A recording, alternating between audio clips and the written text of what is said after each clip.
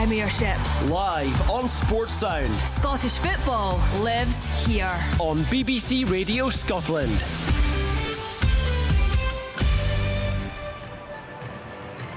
Welcome to Ibrox as Rangers and St Mirren prepare to round off 2025, each hoping to do so with a victory.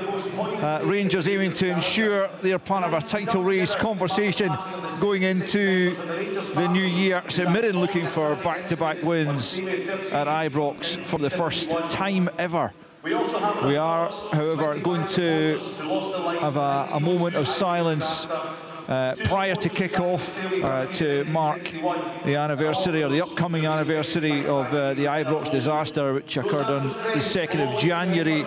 And it's the closest home game to that.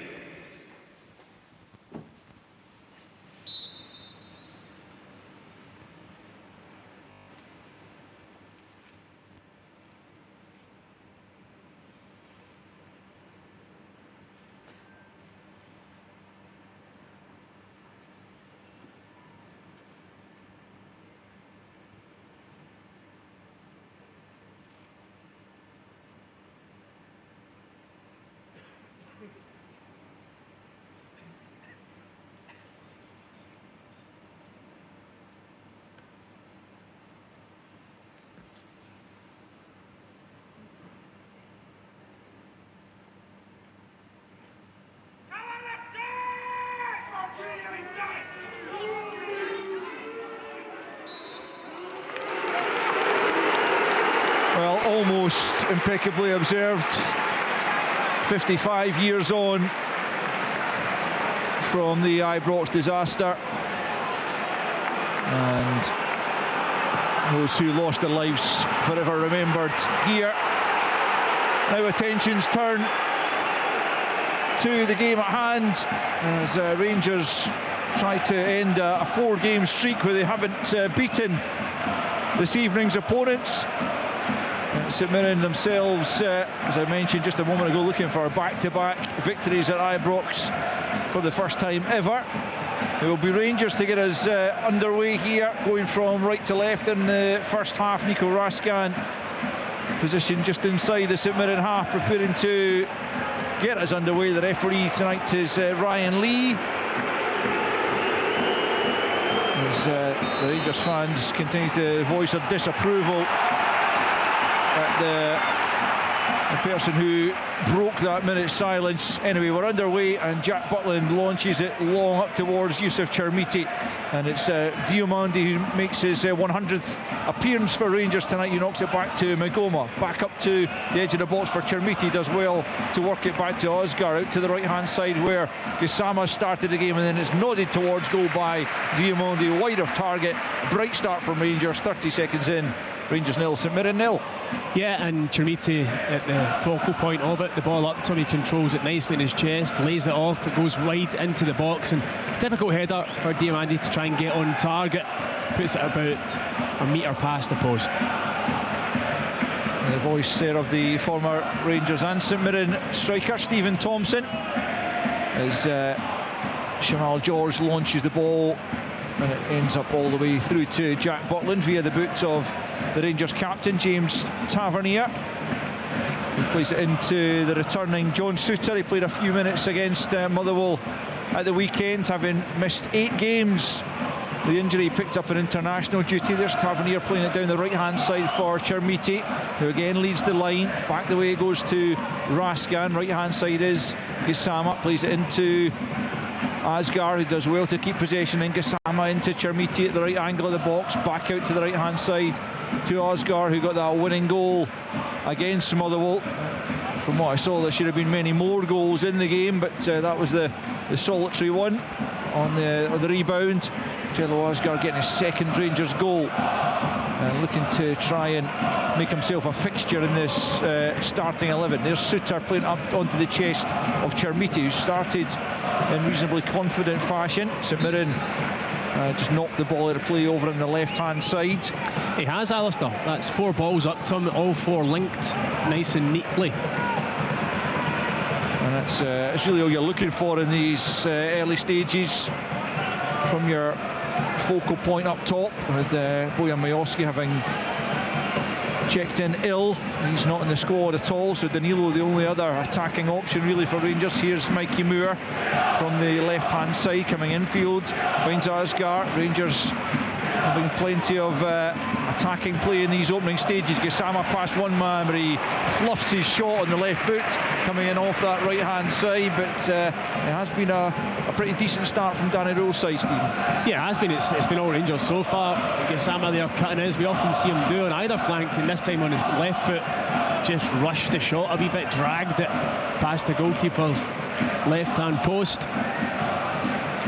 So a goal kick to be taken by Shamal George, who Stephen mentioned earlier on, clean sheets in his last 3 in the league. I think only had 1 prior to that, so certainly better defensively from St Mirren, which is just as well as they are the lowest scorers in the league, with just 15 in the goals for column.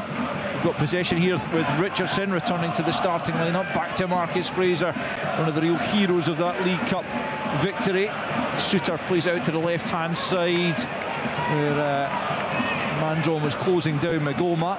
The throw-in goes Rangers' way. Magoma just took a slight knock as he tried to clear that. Stephen Robinson already out at the edge of his technical area, as is his Rangers counterpart Danny Röhl.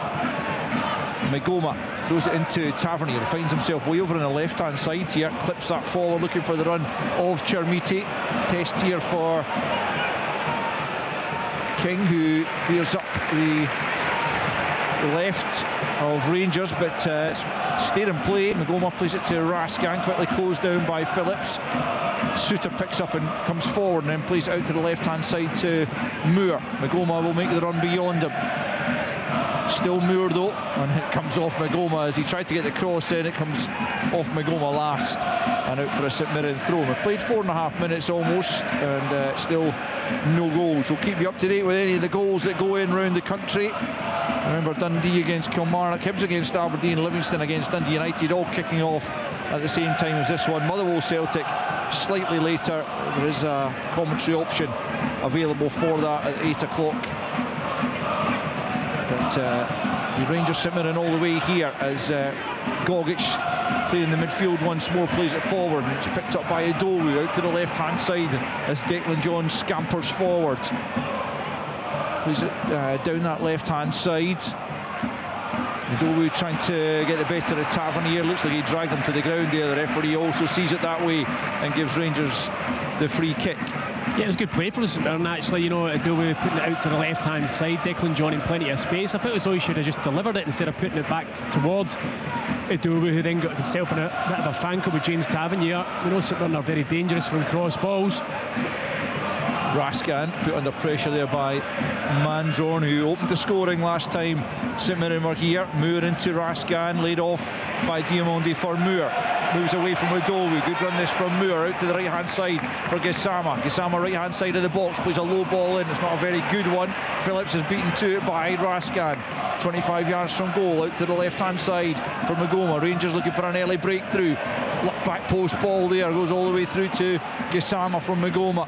Now what can he produce? Plays it back to Tavernier. Poor cross from the captain, swept away only as far as Osgar. Rangers trying to keep the pressure on here in the early stages. 6 minutes in, it's Raskan, left hand side for Magoma. Back to Osgar. Phillips comes out to meet him about 35 yards from goal. Osgar holds on to it, plays it back to Suter. Slip there from Mandron as he tried to close him down. Tries to get back at Osgar there, having recovered his footing. Rangers still in possession. Little triangle there. Osgar lays it off to Tavernier right hand side. Now into Raskan, forward for Chermiti. Again he holds on to possession. Back with Raskan. Good bit of play this from Rangers. Can they make it count? It's Moore coming in and straight into the arms of Shamal George. Caught it cleanly enough, but straight at the goalkeeper, who took it well and immediately fires it forward, looking for a Junga out of play though. But Rangers' best effort so far, Mikey Moore testing Shamal George, but comfortably taken by the keeper. 7 minutes in. Yeah, it was a shot on target, but Rangers' possession playing, the build up to the actual opportunity was really, really good. They've started brightly. Everybody's getting a touch of the ball, loads of possession. It comes to Mikey Moore. and he's just drifting into that sort of 10 position, if you like. They're all rotating between himself and Asgard, and Diamandi's playing a lot higher than I thought he would as well. It's causing some problems of who to pick up, but Mikey Moore coming in his right foot, it was about 22 yards out. He caught it okay, but it was far too straight. Easy for Shamal George. Yeah, you mentioned Diamandi and where he's playing, but I think you, among others, have said before that Rangers don't need to play in their home games with two sitting midfielders, but they so often do that. But it's really only Nico Raskan who's doing that today. Yeah, it is. It's almost like a kind of 4-1-4-1, if you like, and it's a really attacking lineup. As Raskan fires it forward, Chermiti gets the header out to Gassama, right hand side. Gassama playing on that right flank. Rolls it back infield to Tavernier, then back to Gassama, right hand side. Then he plays it infield to Diamandi.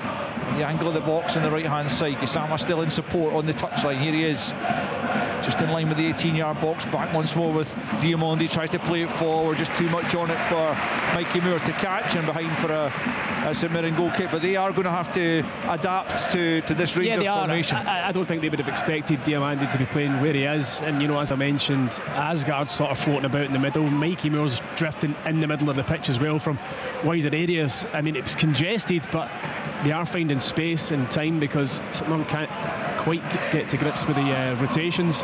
You can see Stephen Robinson down below us having a chat with Brian Kerr, trying to work out exactly what to do. Yeah, Alex Gogic also just trying to direct his teammates to mark the players in the slightly different positions from where we might normally find them. It's Butland in possession, plays out to Fernandez just on the left hand side, brings it up to the halfway line. We've played 9 minutes, no goals as yet, but Rangers certainly dominating possession, but that's given away by Suter carelessly, and Gogic picks up, and then down goes Mandron. He's on his side, a free kick midway inside the Rangers half.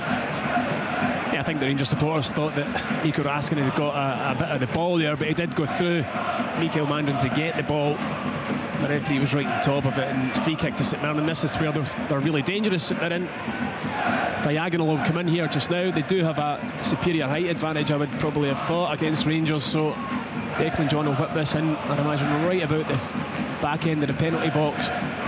Yeah, former Rangers man, he's got really good delivery, Declan John. He's got 8 assists to his name already this season, and a lot of them will have come from set pieces, as he gives the instructions, holding up the right arm, prepares to send this in left-footed to the edge of the penalty. It's defended by Raskan, comes back to Declan John at the edge of the centre circle. He plays it back the way to Richardson, and then King takes a chance there up against Mikey Moore, but does get it back once more to Richardson, who plays it back to Shamal George at the edge of his area, and he first time knocks out to the left-hand side, and that's just going to drift out of play on that far side, the St Mirren left. Rangers throw in, 10 gone, no goals. St Mirren looking to just try and begin to exert their own influence on the game. Suter plays it to his left to Fernandez, another new pairing at the back for Rangers, as Sterling drops out of the squad altogether. Suter back on the ball. Again, Fernandez is available to his left, and that's where the ball goes on the halfway line. Looks ahead, and it's a good ball forward for Chermiti in the left channel. Lays it out to his left to Magoma. Magoma will go back the way again to Raskan. Raskan takes a good touch and moves away from Idowu. Back out to the left flank for Magoma. Challenge for Idowu, doesn't get anywhere near the ball. It's Raskan on the byline, cuts it back. Did it go out of play? Well, it's cut out well, and Gogic gets it clear, but maybe Raskan just took one touch too many before releasing the pass. Rangers pick up once more. St Mirren wanted a free kick, nothing doing there as Diamandi wins it, and it's out to Magoma. Back with Diamandi midway inside the St Mirren half. Short ball for Mikey Moore, gets turned on the edge of the box, tries to roll it back into the path of Diamandi. It wasn't a great pass. Phillips picks up. St Mirren rather struggling to get out of their own territory here, but it's played off Magoma out for a St Mirren throw-in deep in their own territory. 11 and a half played. Rangers nil, St Mirren nil. Yeah, you're right. I mean, St Mirren can't get out, and then when they do, they invariably go long. If it's not a good quality ball up to the front too, it just comes straight back. It's been waves of attack from Rangers, who look incredibly sharp, I have to say.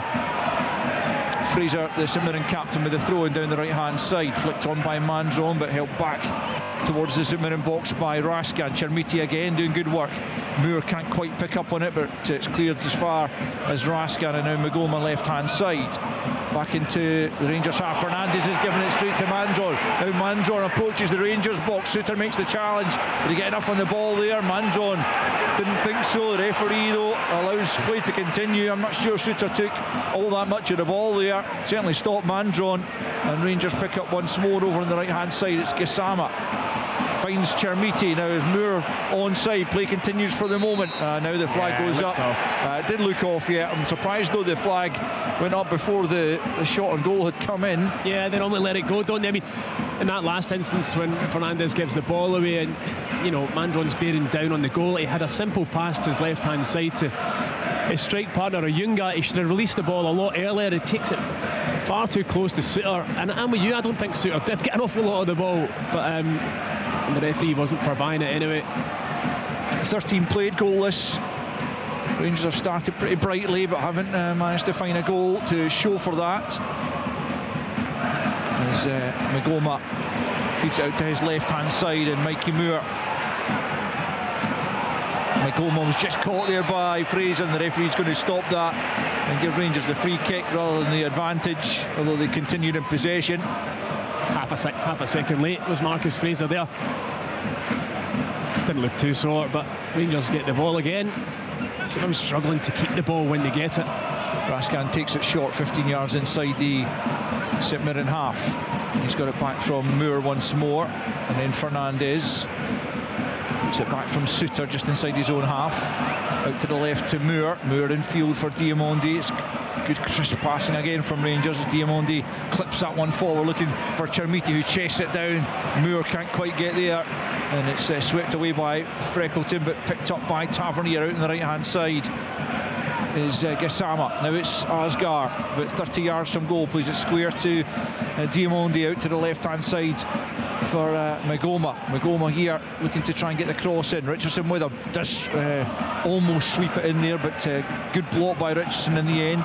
Asgar picks up the loose ball, back to Fernandez. Fernandez rolls it all the way back to the edge of his own box to Jack Butland. Danny Rule be pretty satisfied by the way his side have started, but of course we'll be looking for them to be a bit more clinical, as Phillips now rolls it down the right for St Mirren. The challenge from Suter on Oyunga that time, rolls it out of play for a St Mirren throw-in.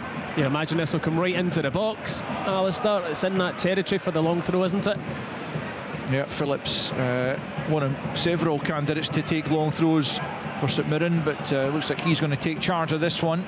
About 25 yards from the corner flag on the right hand side for St Mirren, and a number of their taller players have gone forward. Marcus Fraser still lurking at the back for the moment, as Phillips winds one up. Actually he's gone pretty short, looking for Oyunga, and it doesn't reach him, as Rangers try and come away with possession here. Moore out to the right hand side, rather aimless ball, and straight out of play for another St Mirren throw, this time on the left hand side. Strange choice from Killian Phillips there. You know, the centre halves have gone up, they're all at the edge of the 6-yard box, and he tries to throw it into feet to Oyunga, and it was read by the Rangers defence. You know, if you've got the opportunity and it's one of your main weapons, just put it in, I would say. Yep, surprising enough, but just over a quarter of an hour played, no goals in this one, no goals around the country as yet, as St Mirren try and build down the left hand side, flicked on by John for Dowu, out of play, and it will be a Rangers throw-in, I think, down at the right at the corner flag, to be taken by their captain James Tavernier. That defeat by Hearts recently was Rangers' only one in the last 13 in the league, so things have definitely improved under Danny Rule. Certainly tightened up defensively. They've won 8 and drawn 4 of the other games in that period. It was their first league defeat under Danny Rule. Bouncing back from that against Motherwell, as Jack Butland just avoids a corner being conceded there, but sweeping it out of play over on the far side. He was called upon to make a few pretty decent stops at the weekend. as was his opposite number, to be fair, Callum Ward, to keep the scoreline down to 1-0. Killian Phillips will get a chance to launch a long throw from the other side now, the left-hand side. Will he take it this time rather than going short? So, yeah, I don't think they'll go short for a second time. You never know. Here he comes. It's this exact same throw, just from the opposite side into the edge of the box. Now it's flicked in at the edge of the penalty area, and it wasn't a bad move if that was what was intended. It almost came off, and the ball's not behind this time for a St Mirren corner. Yeah, I think it was, Alistair. I think there's something that they've been practicing that. You know, the Rangers are set for the long throw. It goes short. It's played around the corner. A fabulous run from Declan John, who just tried to flash it across the face of Jack Milton's goal. It was a really timely intervention, but at the cost of a corner kick. Yeah, to be taken by Phillips over on that left-hand side.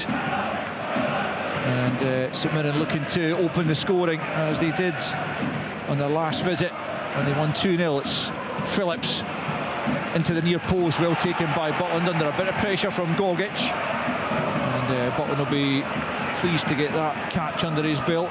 He's been somewhat susceptible. The poor delivery in, Alistair, wasn't it? I mean, it's too close to Butland. You've got such weaponry in there from St Mirren's point of view. The delivery's got to be on point. It was just floated in. Easy one for Jack Butland to come and take, albeit under a wee bit of pressure from Gogic. 18 minutes played. Rangers 0, St Mirren 0. You listen to Sportsound on BBC Radio Scotland. Their last Premiership fixture round of the year. But football doesn't stop for the new year. We'll be right back with you at the weekend. Here's Tavernier clipping it forwards. On that occasion, Chermiti wasn't able to bring it under control, but Rangers still have it. It's into Gassama, midway inside the St Mirren half. Plays it out to the left-hand side for Magoma. Magoma with an early ball and inviting, but Cheval George dives on it at the edge of his 6-yard box before either Moore or Chermiti could pounce, but it was a decent early ball in from Magoma. It was, but it needed a front post run, Alistair, and there only really was Chermiti, who was coming from a deeper position, and Moore in the box. Fernandez lets that over his head, and he's pretty fortunate to get away with a sclaff clearance that fell to Nico Raskan with Mandron in close proximity. And he's still, as good as Rangers' defensive record has been of late, still feel there's a mistake in their back line. As Raskan plays it to his left to Fernandez, who comes forward over the halfway line, and he's allowed to travel. Eventually stops and plays it out to the left-hand side now for Magoma. Diamondi's going ahead of him. Back to Magoma once more on the left, and Diamondi again takes over. Had an opportunity to try and swing one in there, decided against it though. He's looking for a run from Mikey Moore.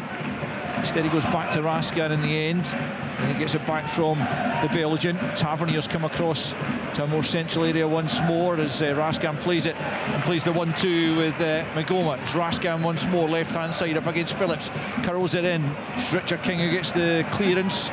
Younger trying to hold it up, plays it to Phillips. He's giving it away dangerously to Raskan. Raskan now looking for an option, plays it short to Tavernier, back out to the left to Magoma. He's seen plenty of the ball in these early stages, leaves it for Moore. Moore might take the shot on here. Instead he tries to clip it in, wasn't a great ball, and it's dealt with by King, who gets it clear. Fernandez returns it up to the edge of the box. Freckleton half clear, then he gets a better clearance on it second time, and picked up by Mandron. It's a good ball in field to Phillips. Phillips holds up and allows Richardson to join in the attack right hand side, coming up towards the edge of the Rangers box. Magoma backing off. Richardson goes outside of him, then curls. It's a good ball, and Suter with a clearing header, and Magoma just helps it out of play for a St Mirren throw in this right hand side. Good delivery from Richardson that time. It was, Al. You know, we know he's got real pace. He faces up Magoma, goes past him, the wee step over, fires it across the front post area, and it was Mandron, I think. It was just inches from making contact with it, but again it's at the expense of a throw. Will they go long this time, their third one? It's Phillips again on the right hand side. Richardson showing exactly what he's capable of. Phillips throws it back the way this time to Freckleton. Freckleton on the left foot angles it in towards the far post. Osgaard gets it out to the left hand side. The St Mirren pick up through Declan John. John coming back the way to Freckleton once more, just at the edge of the centre circle. He rolls it back to Marcus Fraser, who's come back to his defensive position. Now King clips it forwards, a decent looking ball. Man's on in, Fernandes can test it. Ayunga's in there as well. Fernandes wasn't quite aware of him, but he does manage to get it clear. It's out for another throw-in on the St Mirren right as they attack. Almost quarter of the game gone. Still Rangers 0, St Mirren 0. A couple of occasions now, Fernandes just looked a wee touch hesitant. Now it was the same on that occasion there.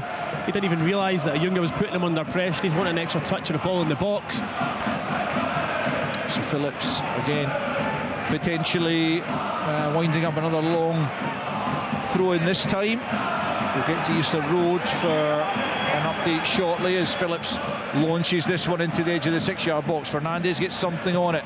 Moore picks up, but he's lost it to Fraser. Osgaard's there to clear at the edge of the box. Fraser will try and keep the pressure on the Rangers defence here. It's out to Phillips, right hand side. Comes back the way to Fraser, and he'll play it into the centre circle to Freckleton, who just loops it forwards. Richardson felt he was offside there, so didn't challenge for it. Rangers clear. Chermiti challenged well there by Gogic. Phillips nods it down. It's into Richardson. Richardson inside the penalty, it pokes it goalwards and is somehow cleared by the Rangers defence after Butland had saved the initial attempt. The offside flag goes up in the end, but Shayden Richardson inside that Rangers penalty area with the initial effort, with a real opportunity to open the scoring. Let's cross the Easter Road to hear how things are going between Hibs and Aberdeen. Willie Miller. Yeah, still goalless here at Easter Road. Not been too many chances. It's been lively enough game. I think Hibs have just had the edge on it. They've certainly had the best chance when O'Hara played a lovely ball over the top. Milne was caught napping, and Martin Boyle nipped in and tried to lob the goalkeeper, but unfortunately for him it went over the bar. At the other end, Jensen had a header at the back post, should have done better. Good cross from Armstrong, who again has been top quality, but still here at Easter Road, still goalless. Thanks, Willie. Rangers in possession here, trying to attack the St Mirren defence, looking for the opening goal. Diamonde plays the bounce pass with Magoma, who felt he was pushed. Play continues. Rangers still in possession. It's Moore just rolling it back to Fernandes. Fernandes to Suter. Suter back to Fernandes on the halfway line as Danny Rule tries to dictate what his players are doing there. It's Moore, well challenged there by King, and Phillips picks up into the feet of Ayunga. Back to Gogic, comes off the referee as he tried to feed it forward. Looks like it might have been a decent ball there. Ryan Lee offers his apologies. Let's quickly cross to Dens. Tyrone's watching Dundee against Kilmarnock.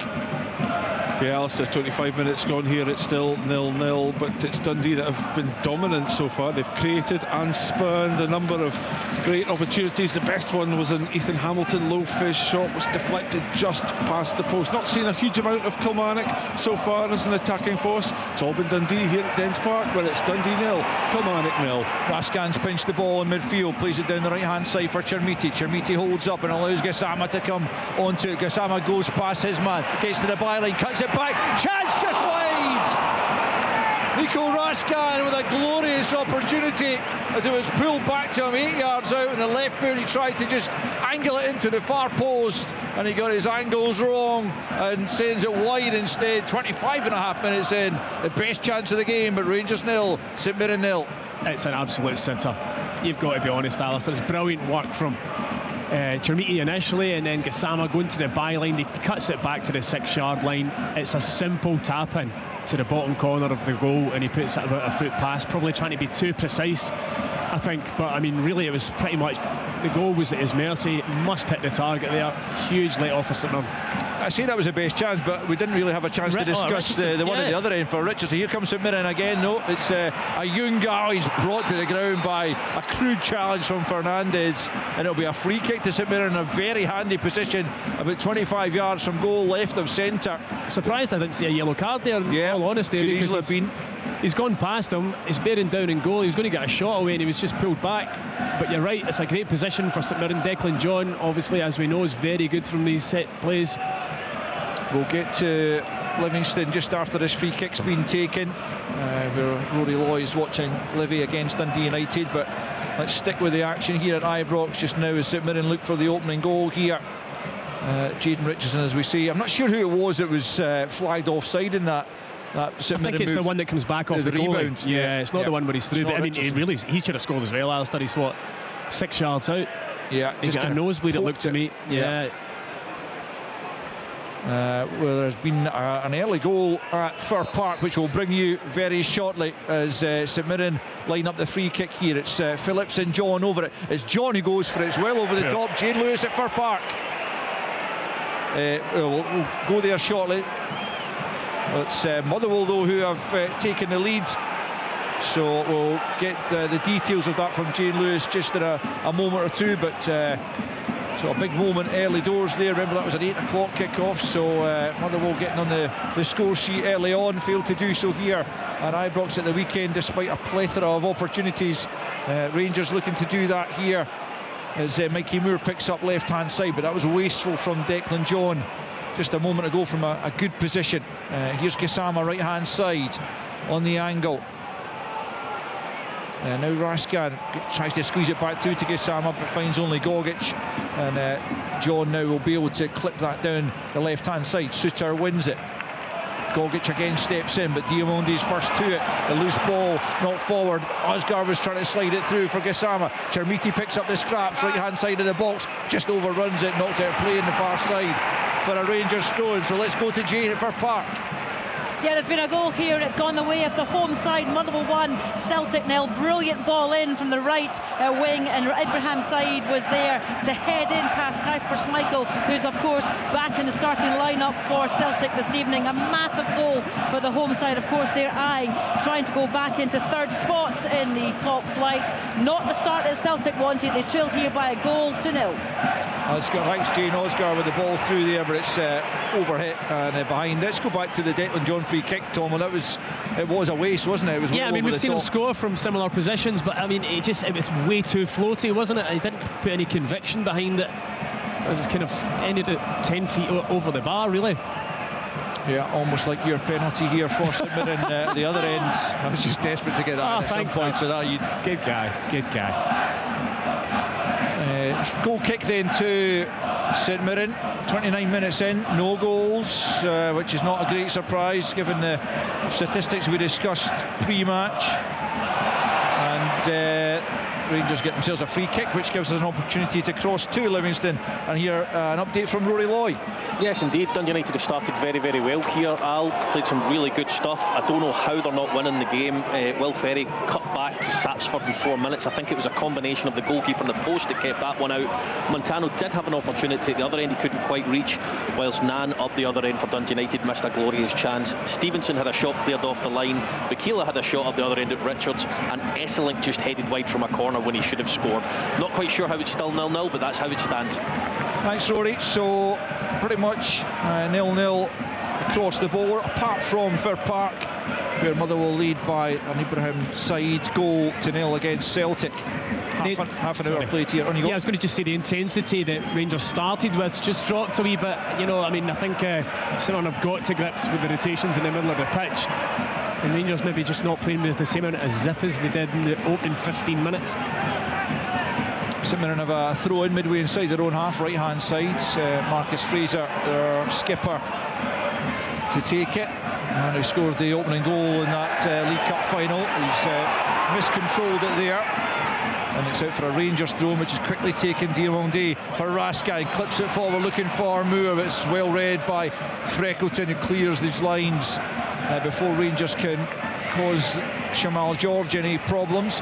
Mandron picks up, going back towards his own goal, dispossessed by Raskan, but St Mirren get the free kick. I think they were lucky there. I think that was a poor decision from the referee. The ball had broken to Chermiti, who was looking in a dangerous position, but for me, he gets the ball.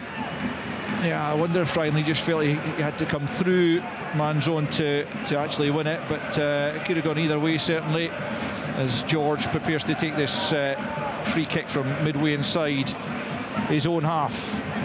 St Mirren haven't lost to Rangers since a 2-1 here back in October last year. winning 2-0 in that last visit as Suter wins the header, but it falls the edge of the box for Richardson. Here could be a chance for Freckleton, who's well advanced out to the right hand side. He's given it straight to Chermiti just outside the Rangers box, and he plays it out to the left hand side to Moore. Good challenge from Fraser though before Moore could escape his clutches, and now it's good play on the right hand side. Once more from Freckleton, and then down goes Ayunga under the challenge of Fernandes, who's got to be a bit wiser in terms of his challenge. He goes straight through the back of Ayunga when he's kind of heading away towards the corner flag. Yeah, you're spot on, Al. You know, he's not in a dangerous position, there's no real threat, and now they've given St Mirren a free kick in a really dangerous area. Goal at Livingston, let's hear about that from Rory quickly. Yes, indeed, it's the away side. Dundee United did take the lead through Sapsford. A low corner from Ferry wasn't dealt with. Instinctively, he turned, swivelled, put it in the bottom corner. Livingston 0, Dundee United 1. Brilliant, thanks Rory. As St Mirren prepare to take this free kick from the right hand side. It's just a few yards in from the touchline and a few yards back from the goal line, and it's Killian Phillips over it. And it's a real opportunity here for St Mirren to try and cause some real problems for Rangers. Floated to the back post, Osgar goes up for it. Rangers trying to hack it clear, they haven't managed to do so. It's a real scramble in there before Diamondi doesn't stand up on ceremony and just thumps it up towards the halfway line, but it was really untidy from Rangers, and it's knocked out of play here by Gassama as Phillips tried to feed it forward. 33 played, still 0-0, but St Mirren coming more and more into the game. Yeah, they are, mostly from these kind of set play situations. Rangers did not deal at all well with the initial ball. Then when it broke in the box, Rangers can count themselves lucky that it didn't fall to St Mirren players. It rattled about in there, and they eventually got it half cleared. Fraser, that's cut out by Gassama from the throw in, but falls for Phillips, who plays it off Rascan, and Fraser will have another attempt at throw in here midway inside the Rangers half. Right hand side, throws it into Mandron down that right flank, then Fraser for Richardson. Mandron once more onto the chest of Ayunga, who tries to keep it alive, but Rangers have won it back, and then Moore just plays it aimlessly forward down the left hand side. Rangers need to be better in possession than that if they're to try and get their noses in front. Back with George out to Freckleton, left hand side. Chermiti will close him down, but Freckleton fires it long down that left channel. Ayunga's gone down off the ball there. That's a worry. As Mikey Moore picks up, plays it forward for Chermiti on the right hand side of the box. He'll try and flash it across goal. It's cut out. It'll come back to Chermiti, who this time accepts the corner kick, but there's a real problem at the other end as Ayunga is still prone on the ground, having gone down off the ball. You've got to imagine that's a muscle problem, and you would imagine also that his game is probably over if that's the case. Yeah, I mean, he was trying to press and put under pressure before I think it was Tavernier cleared it up the line, but you could see him straight away hit the deck, and he's holding his hammy. I'd be amazed if he continues in the game. They do have Daniel Lindelöf on the bench, who's very capable to come in and do a very similar job, actually, the one that Ayunga's been doing, but I can't see him playing on. Let's see what the medical team are saying. Lindelöf is getting himself hastily stripped. I'm sure he's got a few layers on if he's got his wits about him. So it's very, very chilly here. Stephen Robinson wants Lindelöf on sharpish. The fans are wanting Ayunga to go off on the other side of the pitch, and they've got a good point, because he's now 60 yards walking across the pitch. Well, it just buys St Mirren the time to get Lindelöf on and make sure they got 11 for the defending the corner. But I mean, is there a ruling that you have to go off at the nearest point to you? I think that is technically what you're supposed to do, but on this occasion, Jonah Ayunga, as he troops off there, disheartened by the injury. Hopefully that's not one that keeps him out for any length of time. Rangers preparing to take the corner kick on the right hand side. Lindelöf's still not ready. The referee allows him to come on. Well, no, he's going to put him back off. Yeah, they hadn't held up his number or anything. He just ran straight on the pitch. Gavin Duncan, the fourth official, and Stephen Robinson sharing a smile there. There's the numbers held up. Maybe slightly overly officious. Rangers fans don't like it, but St Mirren are back to their full complement, and Tavernier will eventually get to take this corner kick from the right hand side. It's still 0-0 here, 36 and a half played, as St Mirren look to keep Rangers at bay here. Played it short into the feet of Moore. He's lost it to Declan John. Does break for Tavernier. Tavernier in, half clear. Asgard at the edge of the box. He'll go for goal. Blocked. Tavernier sends it back in. Gogic gets his head to it. Then Phillips. Asgard picks up at the edge once more. Tries to dance away from a couple of players. There was no room to do so.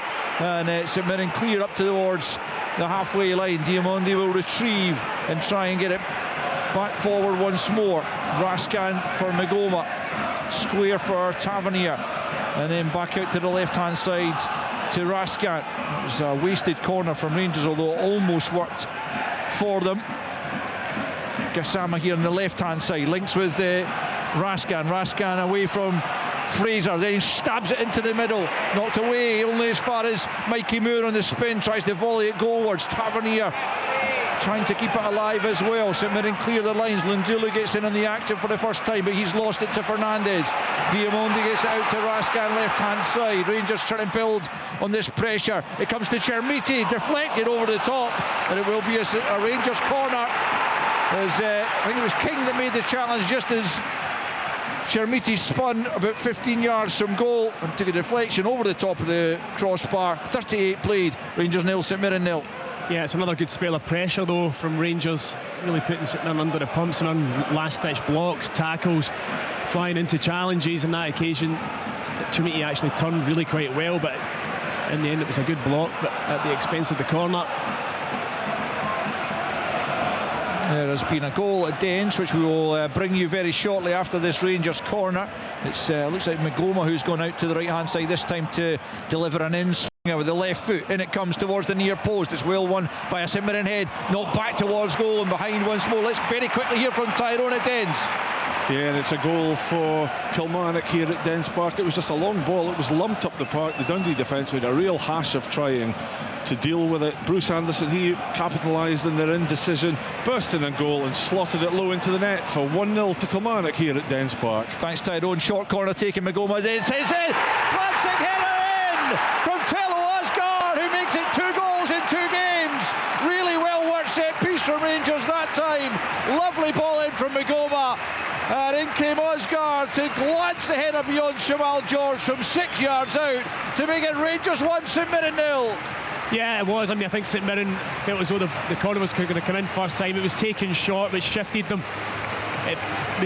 The quality of the ball is what makes the goal, right into the middle of the 6-yard box. Tello Asgard was unmarked and made no mistake with the header down low into the bottom corner. 2 goals in 2 games for Asgard, and you can't say the Rangers don't deserve that. They have been the better team in this first half. So the opener comes the way of the home side with 5 minutes left in the opening period, and it's Tello Asgard, the Norwegian international, who notches for the 3rd time. And the goal, as they all are, will be checked, but it's given, and St Mirren get us back underway. Now they've got to breach the meanest defence in the league if they are to take anything from this game. And Tello Asgard, maybe, just maybe, starting to convince the Rangers fans that he was worth the investment in the summer. Yeah, I mean, he's been a wee bit of an enigma, but playing as a number 10 or playing as a creative type player, and for large spells since he's arrived, he's not really created or scored enough goals, but you can't argue with that one. Oh, Chermiti's done well, he knocks it forward. Moore on it's off the crossbar in the end. Shamal George touched that on. That was almost Van Basten-esque from Mikey Moore. As eventually the referee stopped it for a head knock. Chermiti, in knocking it on to Mikey Moore at the edge of the box, did take a blow to the face, and I think it's Freckleton who's also down, who bashed heads with him. But when it eventually came to Mikey Moore, the angle was against him, but there was no one in the middle, and he's gone for goal. And Shamal George, I'm probably slightly overdoing it when I say it's Van Basten-esque, but Shamal George was a touch onto it. Yeah, I don't think he should have done better. I'd agree with that. I was about to say that. I mean, it was speculative, and it was wonderful technique for Moore to get it on target, but I think Shamal George was maybe caught out a wee bit by surprise. I don't think anybody in the stadium was expecting him to hit it from that angle, but he tips it onto the crossbar and then St Mirren managed to get it clear. But it did look like Chermiti took a sore one in that head knock. He went down instantly. In fact, the referee probably should have clocked that and blown his whistle sooner. Yeah, well, Rangers can ill afford to lose Chermiti, with Danilo the only other striker available in the squad. But I mean, in fairness to Chermiti, who's taken plenty of criticism in his time here, he has contributed in the opening 42 minutes. I agree with that, Alistair. Yeah, I think his link-up play tonight's been better than I've seen it in the games that I've watched him play for Rangers. Very tidy. Not really had any opportunities. He had that one where he tried to swivel and get a shot away and it was deflected behind for a corner, but certainly as a focal point and a link-up player, and it's probably been one of the best performances I've seen from him. Well, he's still down, receiving treatment. Freckleton appears to be okay. Remember, St Mirren already forced into a change when Jonah Yunga went down with what looked to be a hamstring injury. Rangers were hoping they don't have to replace their striker. He's been helped to his feet now by the physios, and hopefully, as long as there's no real damage, he'll be able to continue. Again, Rangers fans not happy, I think, because St Mirren are getting the drop ball, but if they were in possession when the referee stopped play, then were they though? Was it? I can't remember. I think it was Diamandi that had the ball, but anyway, St Mirren get the drop ball. Well, certainly the Rangers fans don't think he should have done, but here is Jamal George now launching it long. A couple of minutes left in this first half. Well, won by Suter. Chermiti looks like he's ready to come on back over on the far side in the halfway line. He's back onto the pitch as Fraser plays it short here to Richardson, right hand side for St Mirren, back in field to King, just outside his own penalty area. Freckleton now left hand side will clip it long. Tavernier reads it though, knocks it back forward. Here is Chermiti chesting it down, keeps control himself, and then plays it to the goal scorer Asgar. 1-0 Rangers. Remember, goals elsewhere in the country except at Easter Road, where it's still Hibs 0, Aberdeen 0. Dundee United leading away at Livingston. Kilmarnock likewise at Dens, and Motherwell winning at home against Celtic, as Suter picks up possession just inside his own half and then just crosses the halfway line, plays it short to Raskan. He goes back to Tavernier. Rangers just slowing it down for the moment, leading by a goal to nil. Raskan steps away from Lundulu and plays it to his left to Fernandez, who'll check back inside, plays it to Raskan, tries to get between Phillips and Manzon. There wasn't much of a gap, and it was quickly closed as well. It was a terrible pass. Yeah, he stitched them up. Raskan made the best of it and won his side the free kick. Here's Moore trying to spin away from Phillips. Asgar makes a run. He uses him as a decoy and plays it out to Gassama instead on the angle of the box, right hand side into the box now. It's still Gassama, fires it near post, but doesn't trouble the goalkeeper and can't find a teammate, and so it's behind for a St Mirren goal kick as Gavin Duncan, the fourth official, readies his board to show us how long will be added on at the end of this opening 45, which is come and gone now, and it's 4 minutes. It's half time at Livingston 0, Dundee United 1. We'll hear from Rory and the other guys at half time in this one as to how the other games are going, but 1-0 Dundee United lead in that one as we enter those 4 minutes of added on time here at Ibrox. So Rangers leading by a goal to nil as Asgar plays it out to the left hand side to Magoma. Now it's Moore on the halfway line. Fraser's with him. Moore just slips, but he does play it back to Fernandez, who goes all the way back to Butland. Butland just rolls that out to John Suter, who will in turn play it forward to Raskan at the edge of the centre circle, just inside his own half. Gogic comes out to meet him.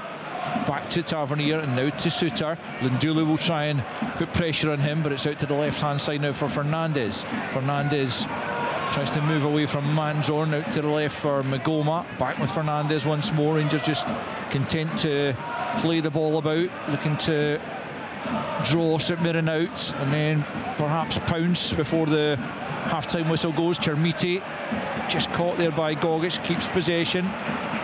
And he gets it back to Suter. Suter to the right hand side now where Raskan has popped up just about 10 yards inside the St Mirren half. 1-0 Kilmarnock at half-time at Dens Park. Again, we'll get a half-time report from Tyrone just shortly, as Mikey Moore has it left-hand side for Rangers. Back in field to Raskan. Fernandez for Suter. 90 seconds of stoppage time played here. Raskan has it inside the centre circle.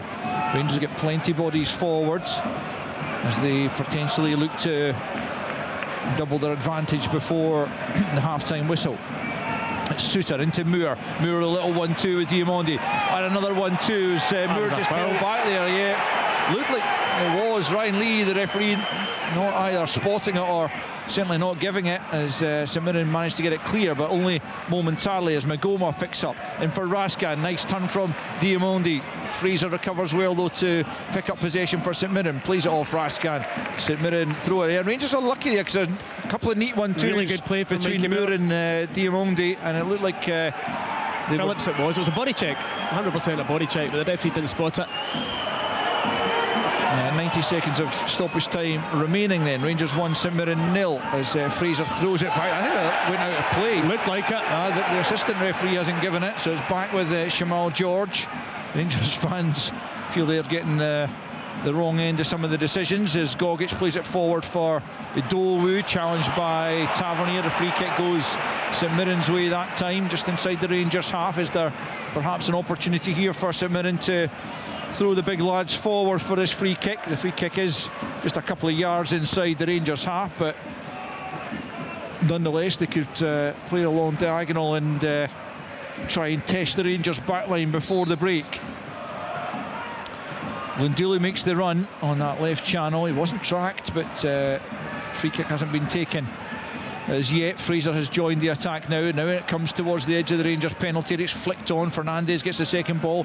Phillips returns it. Butland should be able to come off his line and gather that, as he does, with 30 seconds remaining of injury time. Still Rangers 1, St Mirren 0. Yeah, St Mirren have struggled from open play to create anything of real note, Al. I mean, a lot of the times have been in the... that was a sloppy one.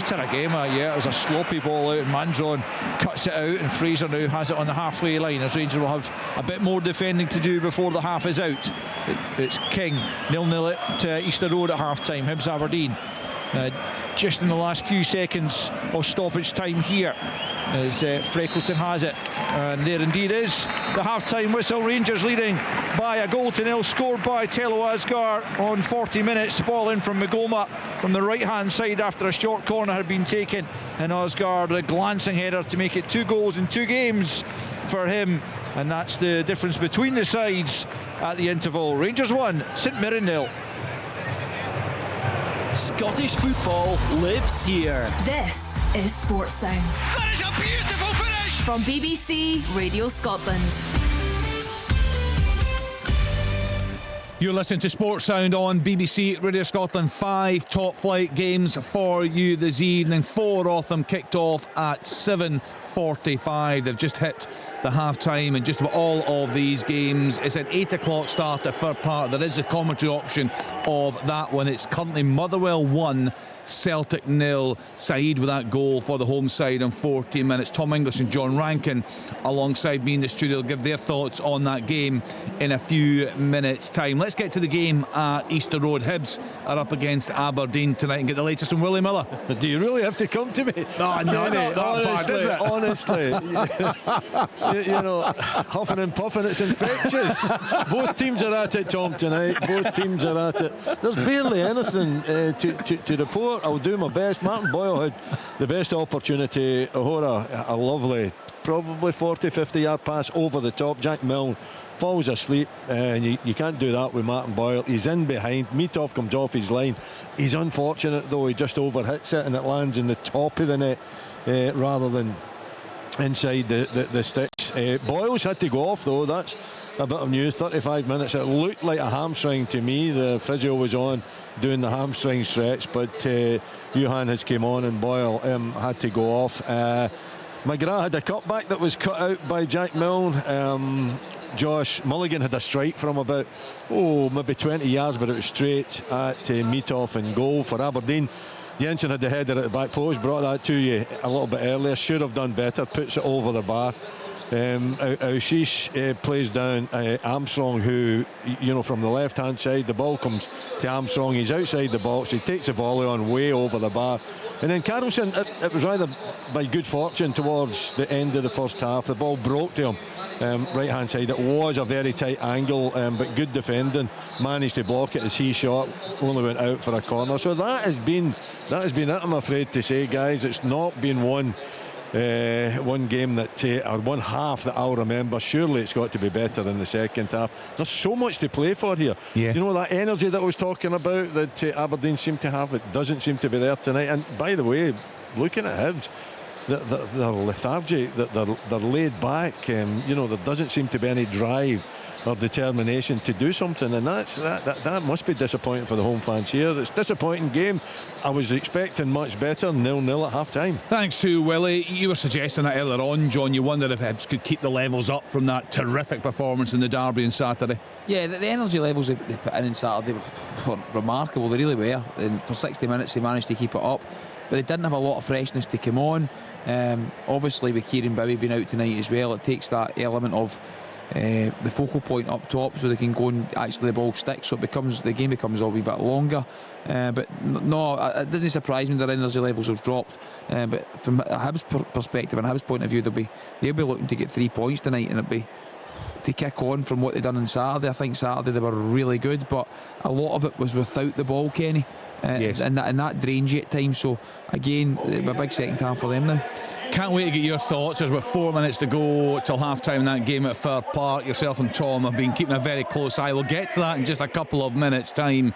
Let's get to the game at Dens Park. Dundee at home to Kilmarnock this evening. Let's get the half time report from Tyrone Smith. Yeah, Kenny, it's Dundee 0, Kilmarnock 1 at the break here at Dens Park. Given the lowly league positions of these two teams, I was expecting this to be a really tight, edgy affair, and so it's transpired. But there have been plenty of scoring opportunities. Just about all of them, in fact, have gone to the hosts. They settled really, really well into this one, with Callum Jones, Charlie Riley and Billy Kumateo all going close before Ethan Hamilton saw a low fizz shot deflect just wide, and they threatened again when a Jan Danda 30-yarder was tipped just by the post, and my goodness, they were made to pay for all those missed chances in 38 minutes. Dark Blues defender Luke Graham, he just couldn't deal with a long ball forward, and Greg Kiltie, he capitalised on the error, bearing down on goal before slotting the ball into the net. As I say, very much against the run of play. How big a goal could that prove to be for Killie, who are looking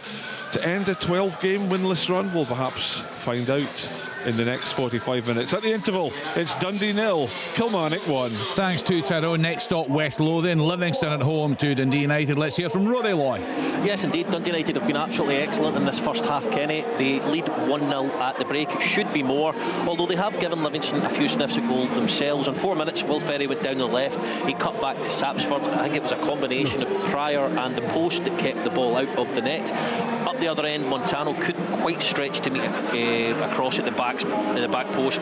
Sapsford, Trapanovsky and Ferry were all really, really lively throughout the first half, really good, and they combined to set up Nan at the back post. He was stretching the wing back and he couldn't quite get his shot on target either. Stevenson had a shot cleared off the line by Wilson, which was a great header. It was goal bound after good play from Sturton and Ferry.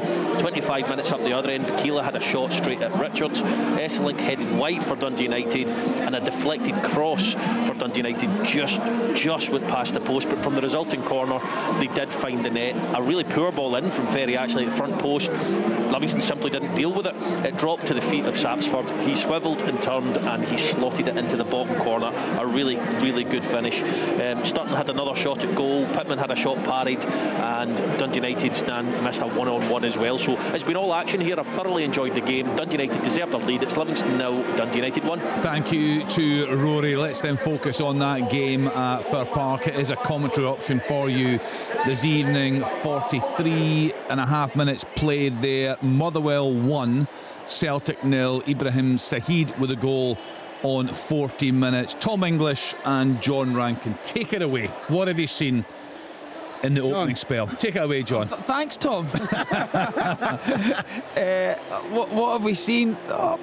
Kenny, I'm struggling to see a Celtic midfield. I'm looking at Motherwell, been able to lift their head, take a touch, play a pass. No intensity or aggression in Celtic's play. I don't think it's the want of not working hard. I think they don't understand who goes and presses and who goes at the right time, and therefore they're going at the wrong time, and it's allowing Motherwell to play around the corner, play through them, and slip players through in goals. And I'll be honest and say there's been 3 or 4 times that the Motherwell players are driving with the ball through the heart of the midfield with a man up, so they've got an overload, and if the pass at the end of it was precise enough, they would be further in front. That's how it looks like to me, but it just looks like Celtic's back 3 or back 4 at times are exposed.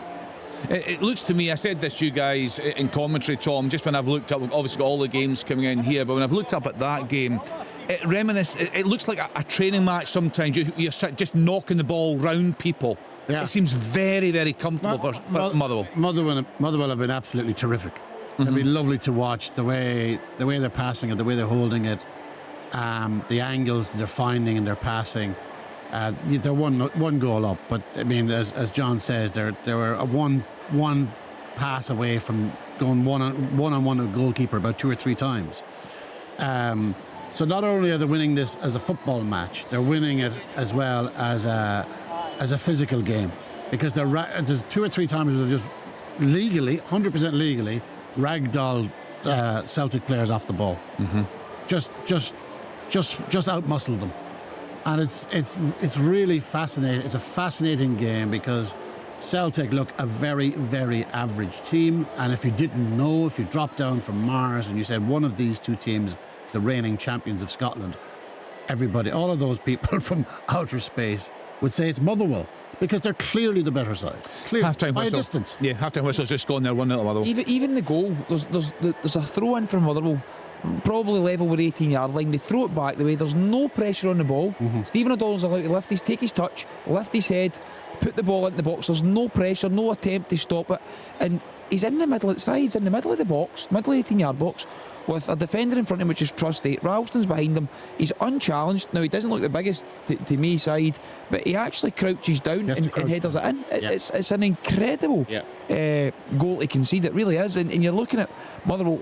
I'm looking at times, Kenny, and they've got a free kick in the halfway line. You're thinking, put the ball in the box and make Celtic defend. After what I seen at Dundee United that night, that's what you'd be doing. Motherwell are actually passing it back to the goalkeeper, who's putting his foot in the ball and allowing Celtic to come and press, and Motherwell are playing through it. It's unique. Motherwell have had 6 shots to Celtic's 1. Celtic haven't had a shot on target in the entire half, and they've had touches in the opposition box, touches in Motherwell's box. Celtic have touched the ball 5 times in Motherwell's box. The frustration is, and it's been a frustration all season, they should be further ahead. But they've nothing. It's a nothing performance. Like Motherwell, I don't know how this game is going to end up, and maybe Celtic are going to. You said 4-2. You said 4-2. I apologise on behalf of myself, my family. I've let my family down tonight. You always stick your hand up for a prediction. I'll give you that. I wish I'd learned. I'm not going 4-2 now. If I am, I'm going to Motherwell. Tom, I just don't see anything. I don't see anything from Celtic so far. Well, Tom, we'll see if we look at the live table right now. So that'd be Hearts, Celtic, Rangers all played 19 games at the end of the conclusion tonight. Hearts 41, Celtic 38, Rangers 35. Motherwell haven't played a game more, 33 points. Stephen, regardless of everything was said about the lack of quality in this Rangers squad, right now, remarkably, they're in a title race. They're in the mix, and you'd have to say that if the result stays the same, Motherwell will not be far away. Tom said it at the top of the show. If they can get somebody in that can convert more of these opportunities, you wouldn't put it past them being in with a sniff. But yeah, Rangers have been good so far in the first half. I felt as though they started the game really brightly. It's probably one of the better performances I've seen from Rangers, certainly at home. Certainly have offered precious little. But yeah, I mean, from where they were, are they playing outstanding football? Probably not. But the one thing that Danny Röhl's doing is he's getting results. He is getting results in the league, and he said before the game in his pre-match interview that he's not looking a game ahead, he's looking 10 games ahead. He wants his team to be able to go on a run, and he said, if you can do that and sustain the type of form that they're showing, then they will. And of course, there's a big game on Saturday, which if they go and win that, they'll put themselves even more in the mix. So, I mean, it is, do you know, everybody said it all season long, but it's just so refreshing and interesting to see this type of season unfold, where there's not just a one-horse race. There's 3-4 teams potentially right in the mix, and they can all take points off each other. That's the other brilliant thing about it. You wouldn't go into a game normally, you'd say, oh, this team's favourite, they'll win it easily. You know, if it was a Celtic, Hearts, Motherwell, Rangers, all four of them playing each other in a different permutation, you know, generally you'd be like, okay, this team's going to win, but you literally, it's difficult to call. It really is. You know? It's fantastic. It's been a great season so far. Big games on Saturday, of course. So Dundee 0, Kilmarnock 1, Hibs 0, Aberdeen 0. It's not been a great season for Willie Miller, I have to say, but hopefully things perk up for him there at Easter Road. He didn't have a great feeling about the game beforehand, and it certainly lived up to that so far. Livingston 0, Dundee United 1, Rangers 1, St Mirren 0, Motherwell 1, Celtic 0. Down in England this evening, quite a few games on down there. The latest scores: Burnley 1, Newcastle United 2, Chelsea 2, Bournemouth 2, Nottingham Forest 0, Everton 1, West Ham United 2, Brighton 1, Arsenal 0, Aston Villa 0, Manchester United 1, Wolves 0. You do have the option of the Celtic commentary. They kicked off at 8 o'clock. We'll join them at the end of this game at Ibrox. So back to our guys there. It's Rangers against Hibs, home side with the advantage. Our commentary team there: Stephen Thompson and Alistair Lamont. The Scottish Premiership. Live on Sports Sound. Scottish football lives here. On BBC Radio Scotland. Welcome back to Ibrox. Both sides still in the changing rooms. So you want to chat? Yeah. What do you want to talk about? Have you finished Mayor of Kingstown yet? I've got a couple to go. Me too. I'm right up to date with Landman. That's outstanding. Right. Well, I've not started the second season of that, so let's just talk about football. Okay. And be professional, shall we? But yeah, I mean, first half, Rangers probably the dominant side and deserving of the advantage they hold coming into the second half. 100% now. I said it there to the guys that I feel this is one of the better Rangers performances that I've watched, albeit they're only one goal to the good, but the passing's been crisp and the movement's been good, and they've changed the shape ever so slightly, as we pointed out during commentary, with Diomande playing higher up and just having Raskin as the kind of sole sitter, if you like, and it really flummoxed St Mirren in the opening 15-20 minutes. Then they got to grips with it a wee bit without really creating too much. They always look dangerous from set plays, St Mirren. That was probably their best option. One big chance in the match for them, and it was Jayden Richardson, who really should have done better, but then Rangers should be 2 up because the Nico Raskin miss from the cutback from Gassama. You know, he's 6 yards out, he's got the goal at his mercy and manages to pop it wide of the post.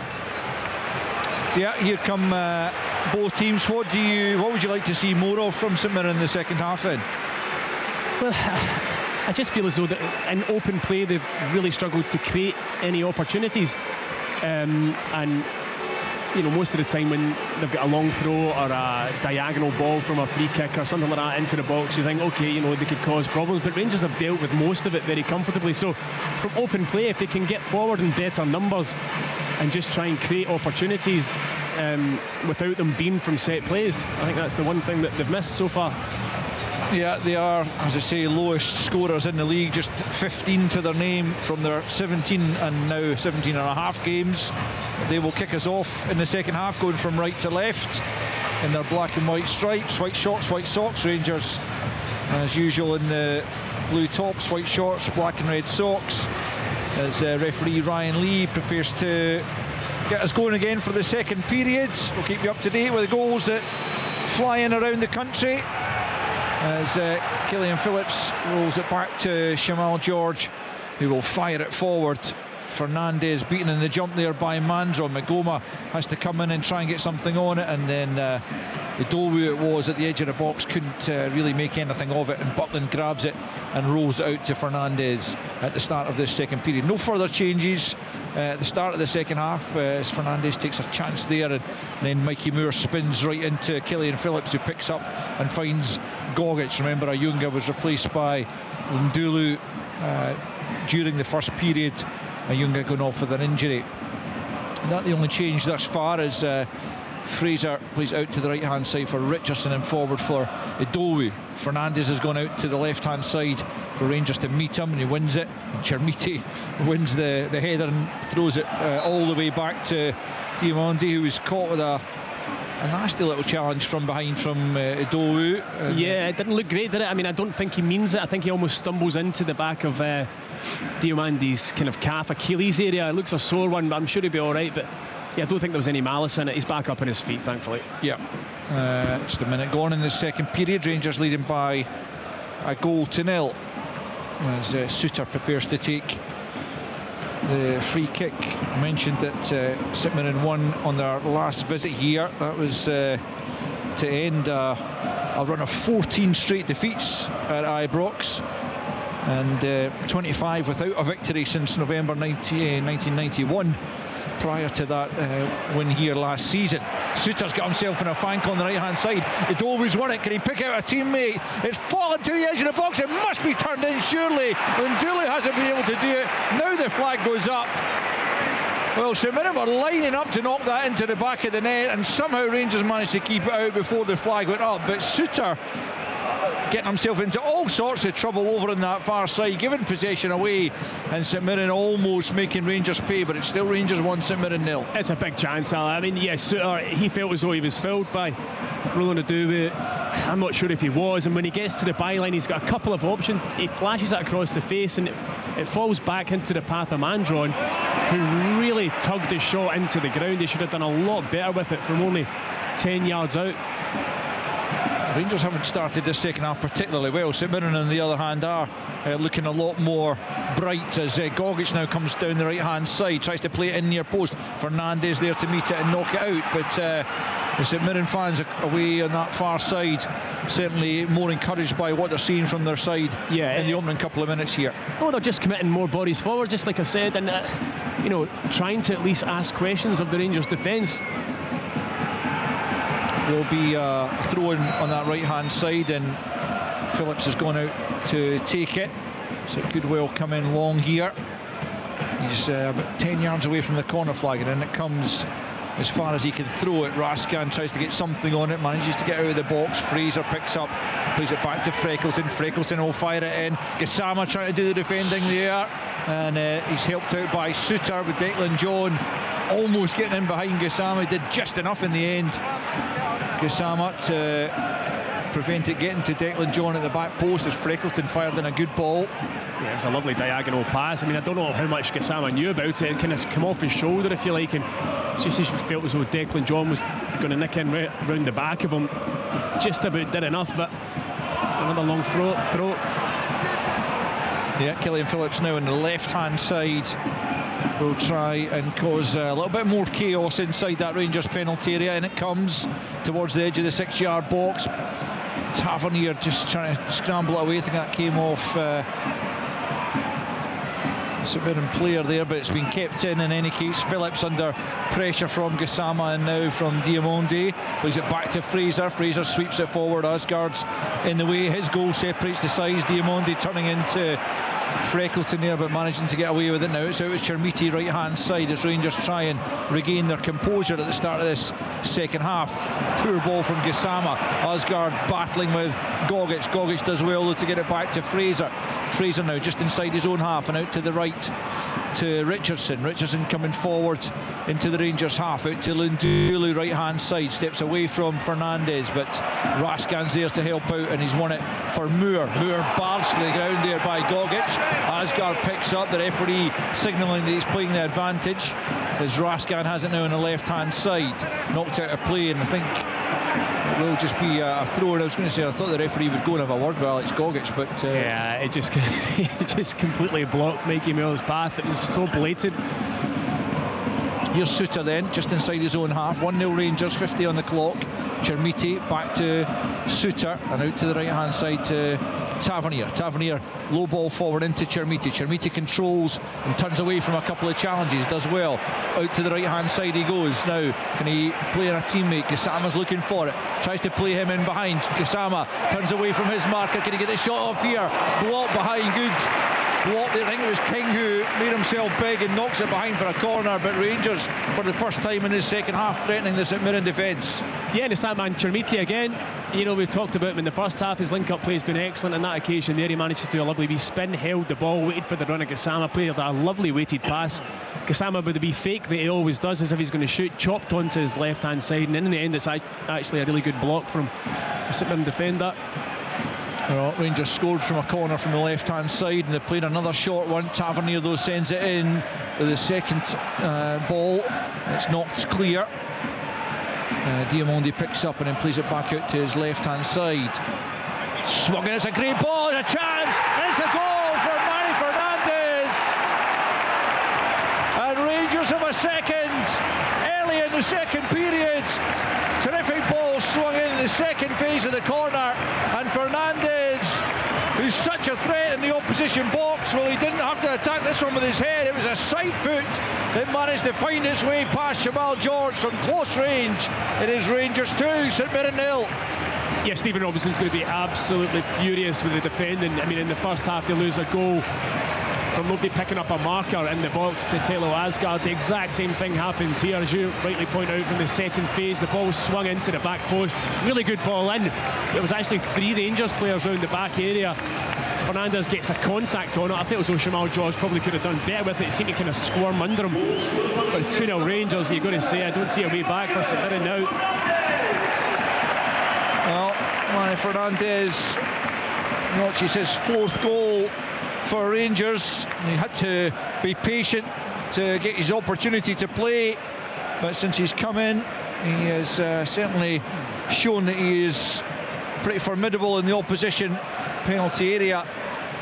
There's a Rangers player getting treatment down to, it's actually Fernandez who's coming back onto the field of play, having scored that second goal just as Rangers had come under pressure at the start of the second half. Yeah. But now St Mirren, as you say, Stephen, is, especially for a side that have only scored 15 all season, a long way back. 2-0 down. You kind of need to try and get something pretty quickly to turn this into a contest once more. Rangers player Nico Raskan is down holding his face. Play continues with Declan John in possession. He's knocked it out of play. It'll be a Rangers throw, and Gassama back there doing some defensive work. The referee just checking on Raskan to see if he's okay. It seems to be. Yeah, the irony is, you know, it was St Mirren's best spell in the game. They had started the second half really brightly, committing more bodies forward, looking to cause Rangers problems, asked them questions defensively for the first time in the game, really. Had big opportunity, and then, you know, to lose a goal from an unmarked kind of second phase from a set play, really disappointing. And unlike St Mirren, who normally deal with cross balls generally very well. There's been a goal at Danes Park. Yeah, let's toss to Tyrone Smith. Here it's for.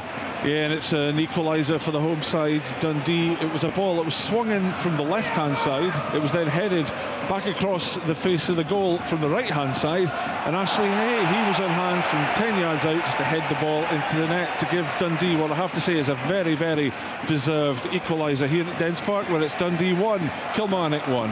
Thanks, Tyrone. One apiece there then. 0-0 Easter Road as Idowu goes into the referee's notebook for a challenge I didn't actually see, but didn't sound like a good game at Easter Road, did it really? No. Listening to Willie. I did not. 1-0 United at Livingston and 1-0 Motherwell against Celtic. That must be still half time, I would imagine. In fact, the second half will be kicking off around about now. Yeah, just underway. It was live commentary of that on our alternative frequencies. Rangers leading here by 2-0 against St Mirren. And Rangers, well, if the scoreline stays as they are, they'll gently move to within 3 points of Celtic ahead of the Old Firm meeting at Celtic Park at the weekend, and within 6 of league leaders Hearts. And as Stephen was pointing out at half time, certainly in the latter stage of the Russell Martin era, if you'd told a Rangers fan who would be involved in the title race come New Year, I think you'd have been laughed at. But a bit of time to go in the games as Phillips plays it to his left to Freckleton. St Mirren need to find a response here. It's into the feet of Adowu and back to Phillips, about 10 yards inside the Rangers half, back to the halfway line to King and out to his right hand side to Fraser. There has been a goal, would you believe, at Easter Road. Let's hear about it from Willie Miller. It is, and it goes to the home side. And to be perfectly honest, in the second half it has been coming because Aberdeen have not been at the races and Hibs have controlled the game completely. Clegy it was that put the finishing touches to it. McGrath down the right hand side, or the left hand side, I beg your pardon. And it's cut back to Clegy from Johan, and I thought Johan should have taken it on. He should have found the back of the net himself, but he set up his teammate to slot it in, kind of off the inside of the post perhaps, but it ended up in the back of the net to give Hibs that 1 goal advantage.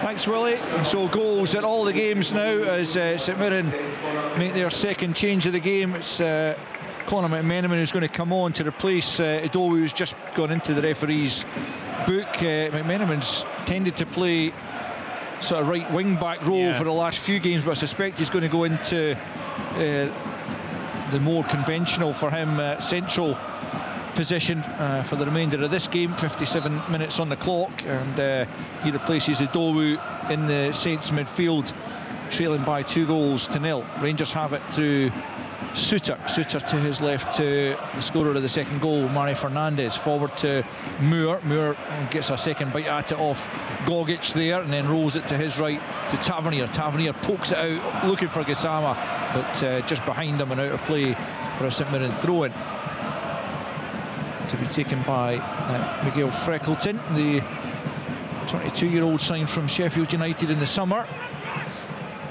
Midway inside his own half, left hand side, looking for an option or two. Phillips wrestling with Oscar there, off the ball, comes off man's on for a throw into Rangers just inside their own half. Stephen Robinson out there at the edge of his technical area. Side are on a 5-game unbeaten run coming into this one, including of course that historic League Cup victory, but they have certainly been second best for the most part tonight. Gassama's given that straight to Lundulu though, and Lundulu will bring it up towards the edge of the Rangers box. Back comes Raskan with him, out to the left hand side to John.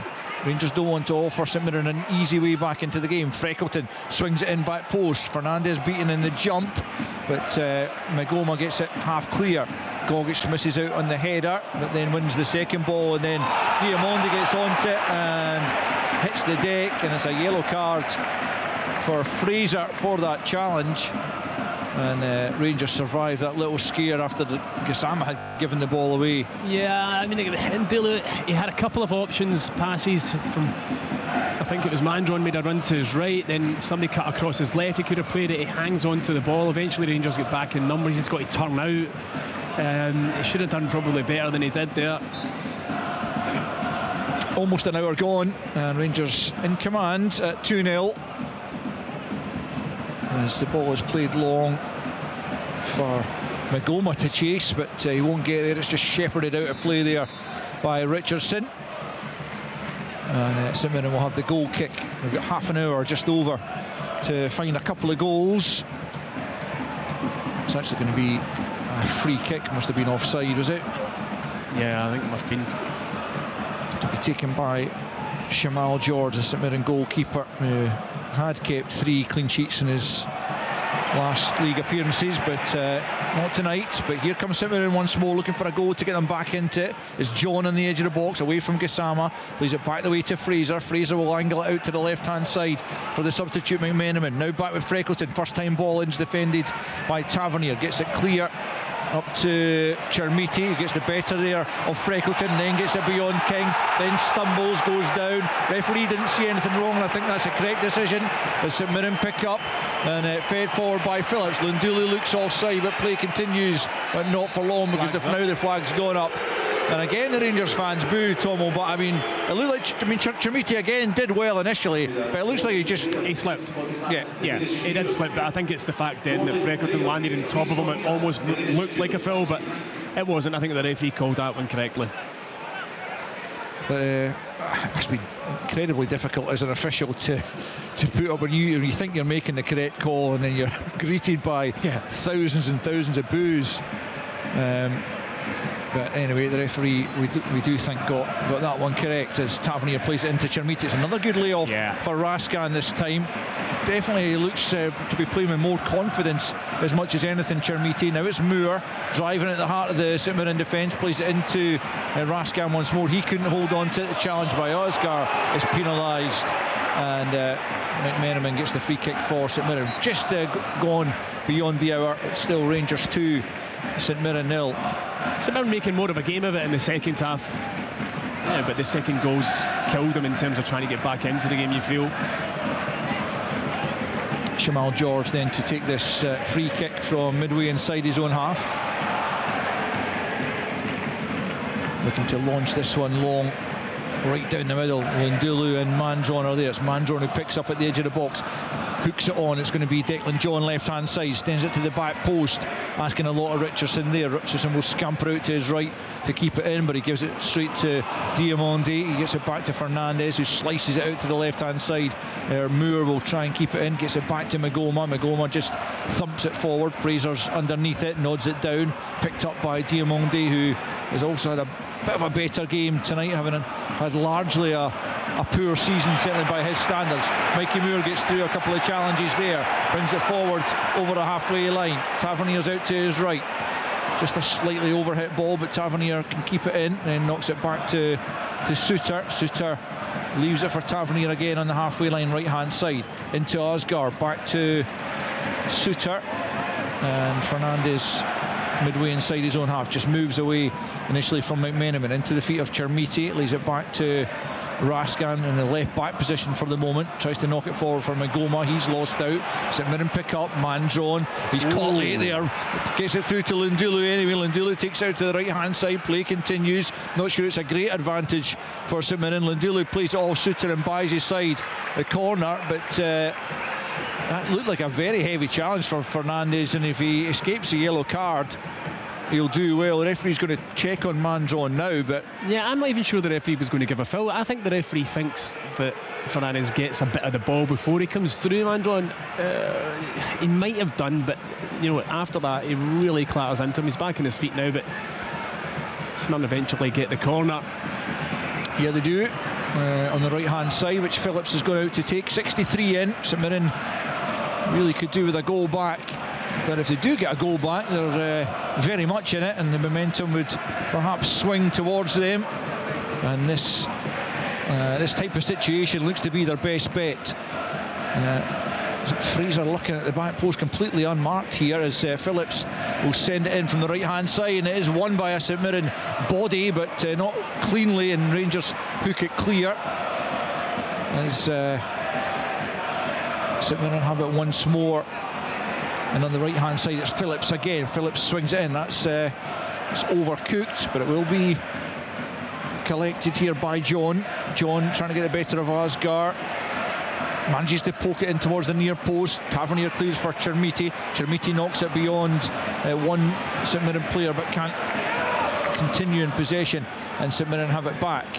On the halfway line it's Freckleton. We'll cross to Amon Vale shortly to get an update from Rory on that one, as McMenamin picks up in Rangers territory. Rangers have just dropped off the game somewhat, and St Mirren looking likelier to grab the next goal in the game, which was really gives a game on our hands for the last quarter of it, as Fernandez gets his head to it. Out to the right hand side it goes, but Fraser do well to catch that. Fernandez stops him in his tracks and knocks it out to the left hand side. It's out of play over on the far side. So Rory Loy, how's it going at Amon Vale? The second half, Al, has followed the exact same trend as the first. Dundee United have been excellent again. How it's only 1-0. Jim Goodwin will be seething if they don't take all 3 points up the road. In this second half, Sybil's rattled the post from a well worked corner. Ferry cut it back to him. Ferry's put 2 or 3 really good balls across the face. Sapford has had saves from Pryor that have denied him a second goal. Another shot from Sapford from another Ferry cross. Trapanovsky's hit a shot as well. Namo, who's just went off, has been excellent down the right hand side. It's still 1-0 to Dundee United here at Livingston, but it should be more. Thanks, Rory. Rangers coming under pressure again. It's going to be a free kick to relieve that as Freckleton's penalised for a shove there on Gassama. But St Mirren had absolutely everyone forward in the Rangers half there, and Rangers were finding it difficult to get their lines clear. And I think Danny Rowe will be looking for more from, albeit they've got the 2-goal advantage, Tomo, but you would surely like to see Rangers go and completely kill this game off. Yeah, I think that's the thing. But I mean, in fairness to St Mirren, because they are promoting so many bodies forward, it's difficult for Rangers to get out and be as kind of dynamic as they were in that first half.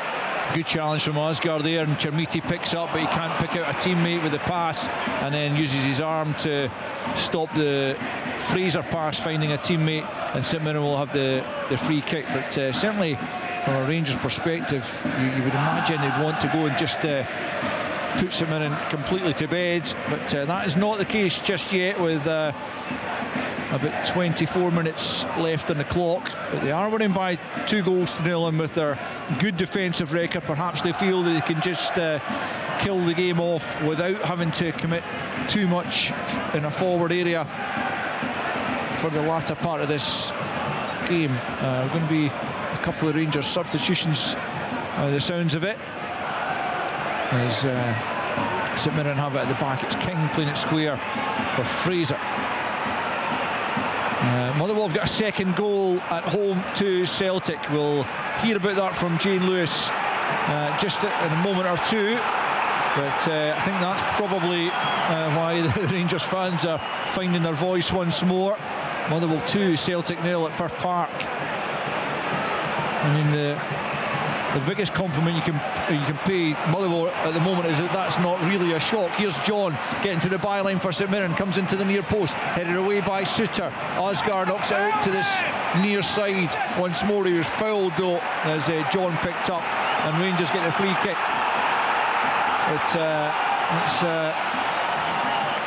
As I say, Tom, when you hear that scoreline coming in, it's impressive for Motherwell, but it's not a massive surprise. No, that's what I was kind of saying to the guys at half time there. You know, when Celtic are playing Motherwell now, you know, it's hard to predict who's going to be the winner of the game.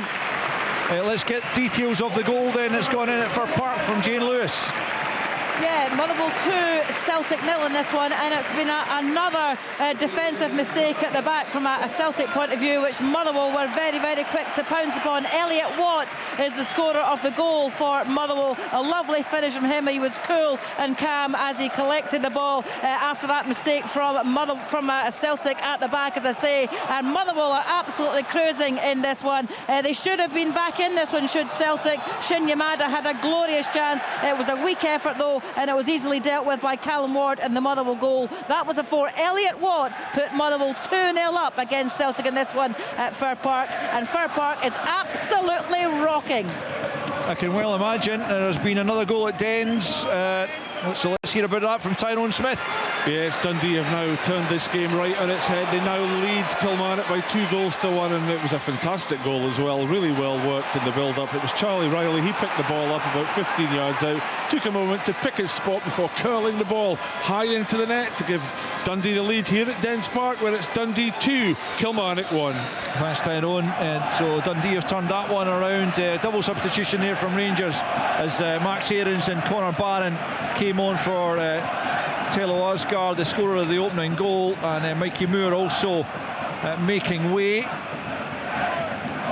So still 2-0 here to Rangers. Looks like Rangers have gone to a kind of back five as Barron brings it forward. He just couldn't find the pass for Raskan. Danny Rule howling for a free kick there for what he perceived to be a foul on Barron, but nothing given. But looks like Tavernier's joined Suter and Fernandes in central defence, Tomo. Yeah, when Aaron's come on, I think Tavernier's gone into the right hand side of a back three. So Magoma left wing back, Aaron's right wing back. St Mirren fire the ball forward, looking for Phillips. Again, it's another suggestion that Rangers, rather than really going to try and kill this off, or making sure they don't concede any. But here goes Gassama away from 3 or 4 players. Deflected. Oh, it's a brilliant save from Jamal George, because he had to change direction because of the deflection, and he manages to get down to his left-hand side and turn it behind for a Rangers corner. But what a run from Jiri Gassama, and that almost was game over. Yeah, I mean, he picks it up just after the halfway line and drives at St Mirren's defence. Really shows so much pace. Goes past 1-2 and then eventually gets past the third defender. I think it might have been Freckleton. He gets his shot away, which Freckleton gets a toe to. And you think it's just going to sneak in the bottom corner, but Jamal George tips it round the post. Brilliant play from Gassama.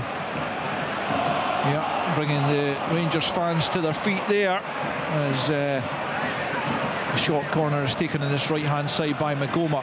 Tavernier makes a bit of a mess of that, but now Magoma will whip it in against another good ball, but it's cleared by Manzon. I think it was Diamondi just about keeping possession there for Rangers, and then Magoma gets it back to Aarons. Diamondi again, straight ball forward for Barron up towards the edge of the penalty area into Raskan just tries to clip it to the back post, headed away. Chermiti will go and chase it under pressure from Gogic here. 71 on the clock. Rangers 2, St Mirren 0, and it goes to Raskan, left hand side. Rangers just keeping possession for the moment, and Chermiti plays it off Gogic and out for a throw-in over on the far side. 2-0 the home side lead. They're unbeaten in the last 6 at home in the league, won 4 and drawn 2 of those. This would make it 7 and would take them to within 3 points of Celtic if Motherwell can continue the way things are going at Fir Park, and 6 behind leaders' Hearts, with everyone having played the same amount of games, bang on the midway point of the season, 19 games in, as Aarons plays it square just inside his own half to Fernandez. Now it's Magoma forward for Diamondi. Don't know who he is looking for inside, but there's no one there, and in any case he made a mess of his passes. Manzon feeds it infield to Killian Phillips, spins and knocks it back to Freckleton. Another diagonal from Freckleton. It's a good ball again for Richardson to collect on that right hand side up against Magoma. Early ball into the middle. It's McMenamin tries to curl one, and back goes Tavernier to ensure that didn't trouble Jack Butland. Took a deflection again as Chermiti comes back and holds up play well again, and he really is looking more the part as Diamondi is brushed aside there. Chermiti picks up once more and gets it back to Diamondi again. He went for the return ball again there. Diamondi didn't look for him on that occasion, and Rangers just hold on to possession instead. Yeah, I tell you what's worked well is me telling you all the things that Chermiti doesn't do well before the game. He's had his best game in a Rangers shirt.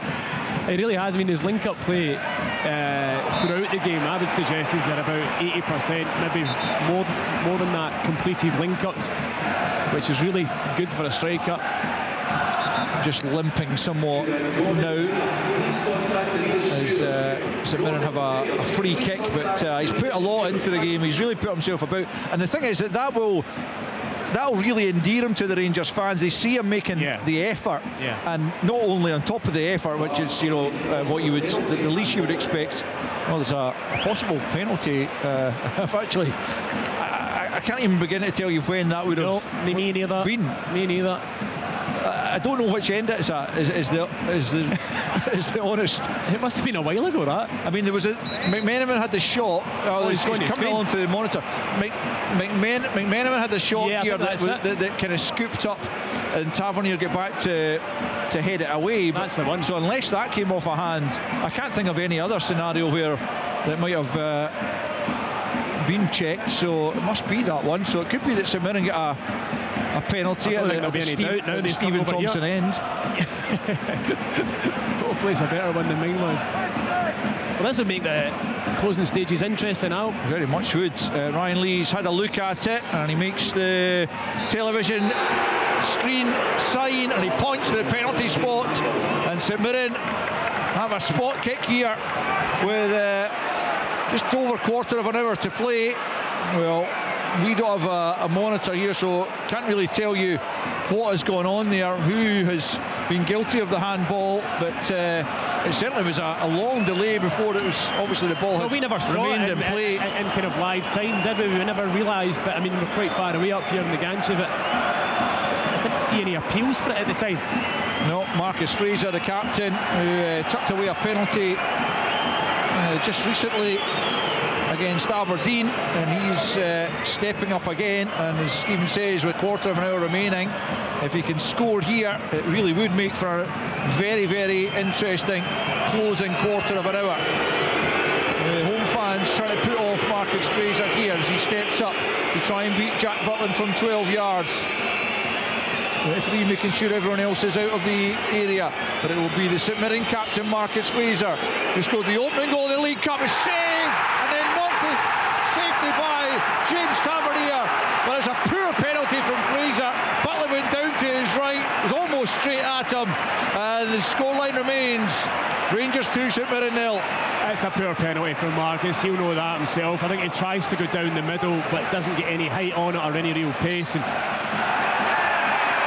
Butland in the end, it's a comfortable save for him. Disappointing for him, Marcus, and for St Mirren. That was a big chance to get right in this game and put pressure on the Rangers. There might be a chance here from the corner from the left hand side. Rangers still a bit more work to do to keep that clean sheet intact. It's Declan John, left hand side. It's glanced towards goal, but it's defended at the near post. Fernandes gets it out of the penalty area. Phillips picks up, back to John, and Phillips once more. St Mirren's still got plenty of bodies in that box. Back in it comes. Rascan's there to knock it clear. Chermiti now plays it away for Diamondi as Rangers come on the counter now. Up to the halfway line. It's Diamondi, just holds play up, waits for a bit more support, and then knocks it back to Connor Barron in the left back position. And Rangers will try and just restore order here as they're about to make a couple of changes. Danilo and Clinton Nsiala are going to come on. You imagine John Suter, who's just back from injury, will probably get a little bit of a rest here ahead of the Old Firm encounter at the weekend. As Rangers come forward here, it's Gassama into the box. Can he get the shot off here? He can, but it's blocked. He claims for a handball, nothing given. Comes back to him, plays it out to the right hand side to Aarons. Aarons flashes it into the middle, knocked away by King. Comes back to Aarons again at the edge of the box, leaves it to Barron. Barron closed down quickly there, manages to win it back for Aarons, and now Rascan helps it on before Mandron can get there. And Rascan has it now. We've got 77.5 minutes on the clock. It's Rangers 2, St Mirren 0. Rangers surviving a big scare there. The handball awarded against them, and the penalty, but Marcus Fraser denied from the spot by the save from Jack Butland as Barron gets it to Rascan. Rangers looking for a third to finish the game. It's Magoma here, left hand side, up to the edge of the box. He comes, rolls it back to Rascan, still left hand side. Tries to squeeze it in towards Gassama, manages to get it through to the winger, but he's lost it. The clearance comes only as far as Magoma. Now Barron thought about the shot there. Instead he plays it to Diamondi, the edge of the box. Now it's Chermiti out to the right to Aarons at the edge of the penalty area, able to come in, gets the shot away on his left foot, but he's wildly wide here, and that will allow Rangers to make the double change of Danilo and Nsiala, and it will be Chermiti to be replaced by Danilo. I imagine he'll get a good ovation here from the home fans, who will appreciate the effort he's put in, but also, as we've been talking about over the course of the 78 minutes so far, a much improved performance. That's his best performance in a Rangers shirt. I don't think there's any doubt about that. You can tell by the crowd's reaction, his endeavour to work hard for the team, his link-up play. He really gave the St Mirren defenders a lot to think about during the time that he was on the pitch. He'll be delighted that it'll do his confidence the absolute world of good with the Old Firm game coming up. Goal kick then to St Mirren, but let's head round the grounds. Let's hear from Willie Miller at Easter Road. How are things going there, Willie? Yeah, it's still 1-0 to Hibs. Are dominating the game, but Kevin Nisbet actually had the ball in the back of the net just as you were coming to me there, Al, but it was clearly offside. It must have been 2 or 3 yards offside. Jensen struck the shot. That's been about the only shot that they've had on the Hibs goal. It wasn't even in target as Nisbet ran onto it, but definitely and hold on, Brian's seen a replay here, and they're checking it. For me, it looked as though it was an offside position, but there seems to be a green jersey back there, so it could be how unlikely it sounds that Aberdeen have actually got an equaliser. If you want to come back to me, if it's exciting things happening where you are, Al, fair enough. But we're looking at it, and it certainly looks as though it's a good goal. It's been checked for offside, and we'll give you that as soon as I've got it. All right, Willie, we'll come back to you to get confirmation. Either way, still 2-0 here with 10 minutes to play. Rangers taking the goal kick, and we'll get to some of the other grounds just in a moment or two, as Nsiala now on for John Souttar. Goes all the way back to Jack Butland. And Butland having made that penalty save, as Rangers look to make it 7 out of 10 clean sheets in the league under Danny Rule. But St Mirren looking to put further pressure on Rangers. Barron stops the cross coming in. There will be a St Mirren corner. St Mirren haven't given this one up yet, Tomo. No, at the slack play, I mean, Butland really putting Tavernier under pressure. He takes a heavy touch and St Mirren break from it and eventually clear it, but yet another corner for St Mirren. What can they make of this one? It's Declan John from the left-hand side. St Mirren looking for a way back into the game, having missed from the penalty spot, which was a real clear-cut opportunity, and it comes from the left-hand side. Uprise, it's a brilliant save from Butland, first time, but it's sneaked in, and St Mirren do have the goal. It's Mikael Mandron who's knocked it in on the rebound. Butland made a terrific save first time round as the header came in, but he could do nothing about the rebound, and he's shown a yellow card as well, Jack Butland, just to compound it. But St Mirren do have a way back into this game. It is Rangers 2, St Mirren 1. Yeah, I mean, the ball comes in, St Mirren win the first header. You think Butland's done really well with a reaction save, but he pops it high up into there, and Mikael Mandron was first to react, headed it down the way towards Jack Butland's left-hand post, and he couldn't quite stop it from going over the line. It kind of squirmed in, but yeah, St Mirren right back in it, and probably a good 10 minutes to play. Yeah, well, it's 82 on the clock, but certainly with stoppage time to consider, it will be at least 10 minutes, you would imagine. I think the yellow might have been for Raskin. Yeah, I'm not sure. There's been a goal at Livingston, also that goal for Aberdeen was disallowed. But let's hear about the goal at Livingston, Rory Lloyd. Yes, Dundee United have doubled their lead, Alan. It's Max Waters. It was a ball that was floated in and around the box. It was pinball in there, and I actually think a defender's tried to clear it and just volleyed it off Max Waters' face from what I could see. I could be wrong about the other end of the ground, but it is Livingston who are trailing by 2-0 here against Dundee United. Thanks, Rory. So 2-1 here, and the point's not yet safe. Rangers thought with that penalty save moments before the St Mirren goal that they were safe, but not quite, as Tavernier drives forward into Danilo. Danilo's given it away to Phillips, and fans didn't like that one as St Mirren clear the lines up to the halfway line. Rangers through Tavernier, and now Aarons have it on the right hand side. See if Ibrox becomes a little bit more nervy. Diamondi almost played in there by Raskin, but St Mirren managed to cut it out, and now they will try and come forward themselves in search of an equaliser. Mikael Mandron, the goal scorer, having grabbed his 11th goal of the season, albeit just the 4th in the league. Scored an absolute barrel load in the League Cup. Yeah, he didn't have. And St Mirren have it on the halfway line. It's Freckleton again, finding a brilliant ball out to the right hand side. It's Mandron who's peeled away out to that right flank, back to Fraser. Mandron once more, right hand side, swings it in left footed. Lundulu, can he get the shot away? It's Declan John who almost does so, but it's kind of smothered on its way through, and Jack Butland picks up. But Rangers, no, they are not home and dry just yet. Yeah, you can feel it getting a wee bit nervy round about as well. Yeah, understandably. But Butland has it. I think we were going to cross to Dens Park at some stage to hear from Tyrone and wait for confirmation. Yeah, we'll do that just momentarily. Rangers coming forward here through Max Aarons down the right hand side. He goes back to Connor Barron. Slight challenge comes in from Freckleton. Barron does well to keep possession, gets it back to Fernandez. And now Nsiala out the left-hand side to Magoma. Back with Nsiala, and now Fernandez once more, knocks it forwards, a slightly loose ball. Nsiala gets there though, ahead of the St Mirren players. Forward to Danilo it goes. Danilo looking to try and keep possession. He just about managed to do that. Now it's Diamonde. He's got Aarons outside of him, right hand side. Now it's Max Aarons. Can he find a teammate in the box? Poked away by Fraser, and fortunately for him that fell to a St Mirren teammate. Otherwise that could have spelled trouble for St Mirren there, as Strascan does well to win it back, but comes off the Belgian and out of play. St Mirren throw. Let's get to Dens then. Tyrone Smith.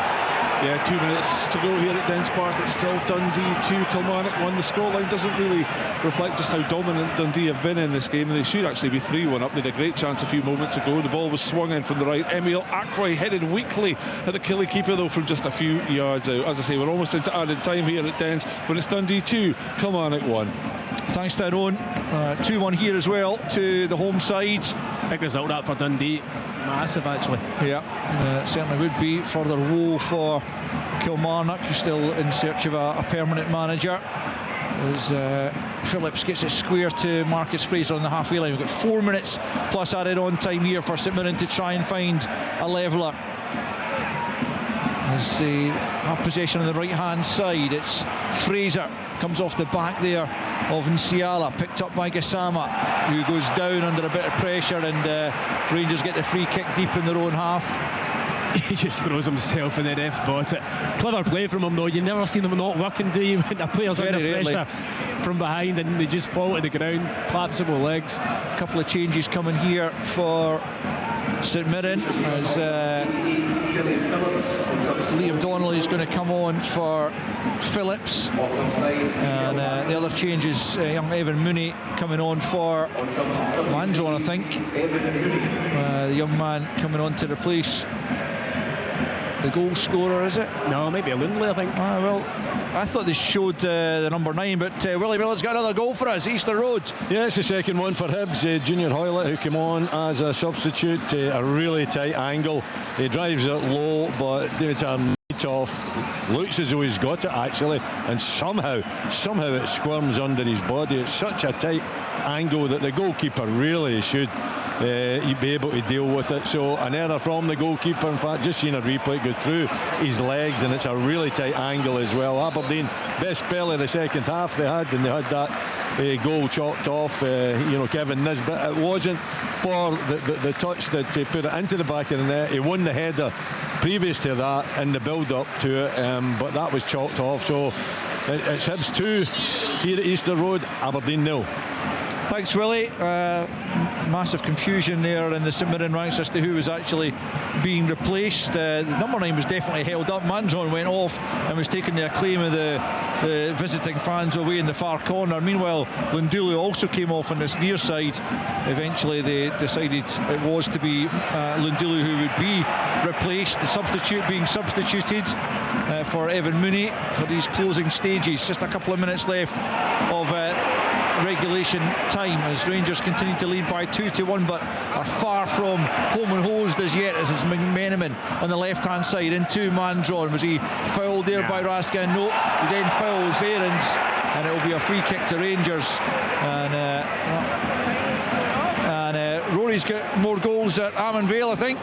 Yes, indeed, I do, Al. It's now 3-1 to Dundee United. Amar Fata made it 3-0 when he took the ball off the Livingston defence. A really good solo goal. He left Ryan McGowan for dead before finishing beautifully into the far corner. However, Conor McLennan replied, getting one back for Livingston a minute later.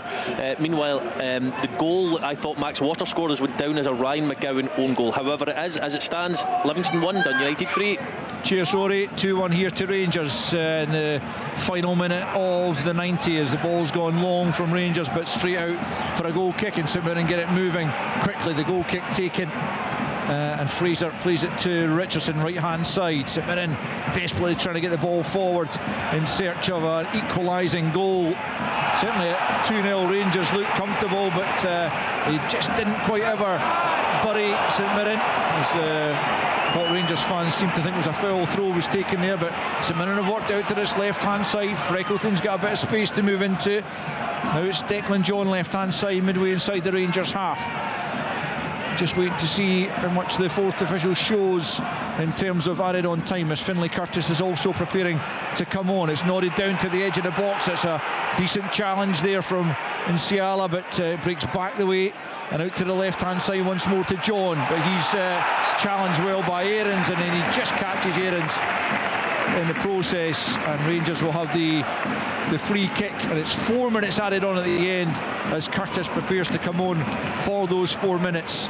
And it certainly has got a lot more nervy for Rangers than probably we expected it to. I'm not sure the changes helped Rangers, in all honesty. I mean, Chermiti for me was, as we mentioned, his link-up play was superb. Since he's gone off, they've lost a wee bit of that in the final third. Also changing your centre-half partners again doesn't really help.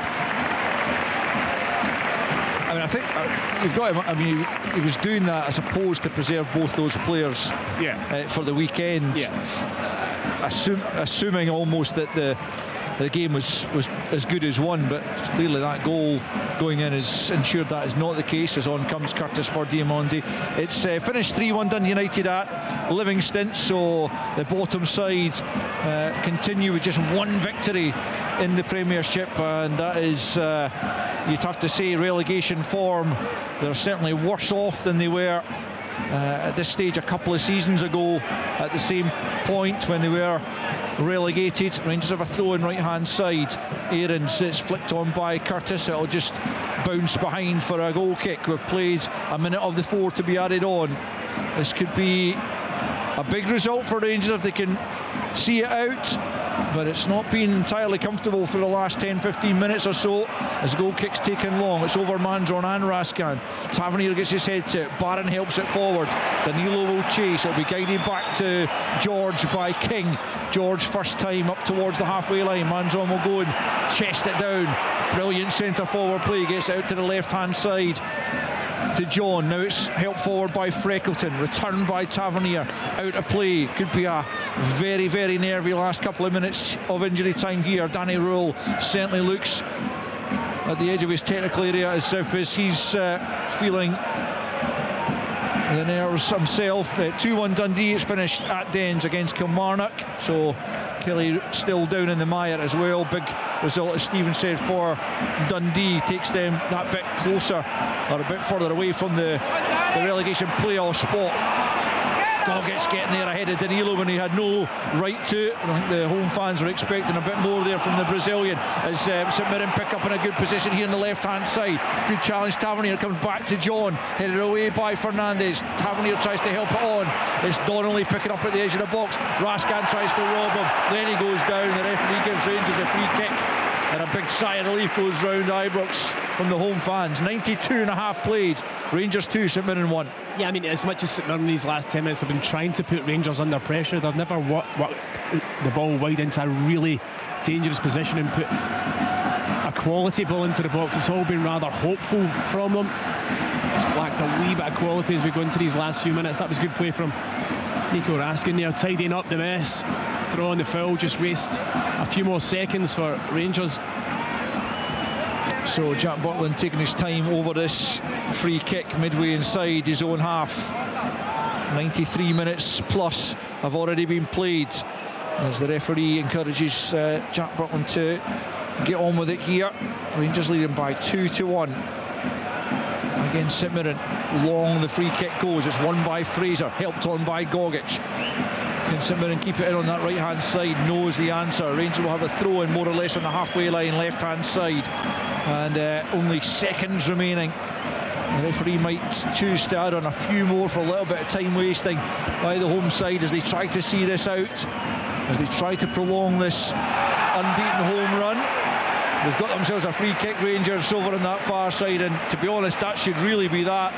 It's really a case of just keeping the ball up in and around that area, as we've gone beyond the 94 minutes, the 4 minutes that were initially added on. Actually, it's only a throw-in, but it's taken. Fraser gets his head to it, sent long by King.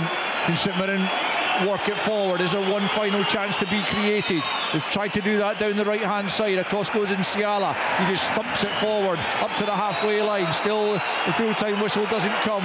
Rangers having to defend again. Magoma gets it forward. Picked up by St Mirren. The offside flag is up. And it can only be a matter of time now before the full-time whistle goes, and it is greeted by a mixture of delight and relief around Ibrox for the most part from the home fans as they see out the 2-1 victory. It was comfortable for a time before it wasn't. A penalty miss from St Mirren when you thought that was their way back into the game, but Butland denied Marcus Fraser. But around about 7 minutes beyond that, St Mirren did get the goal back when Mikael Mandron scored on the rebound after Butland had made a good initial save, and that certainly set the nerves jangling around Ibrox for the closing stages. But the goals were one in the first half from Tello Asgard, a glancing header from a Magoma cross, and one in the second early on. Kisama's ball in was side-footed home by Manny Fernandez, and ultimately those were enough to get Rangers another 3 points and draw themselves to within 6 of the league leaders' Hearts, and perhaps within 3 of Celtic if Motherwell can hold on to their leads for part for the closing stages. We'll get the closing stages of that live once we've departed from Ibrox. But here it finishes: Rangers 2, St Mirren 1. This Scottish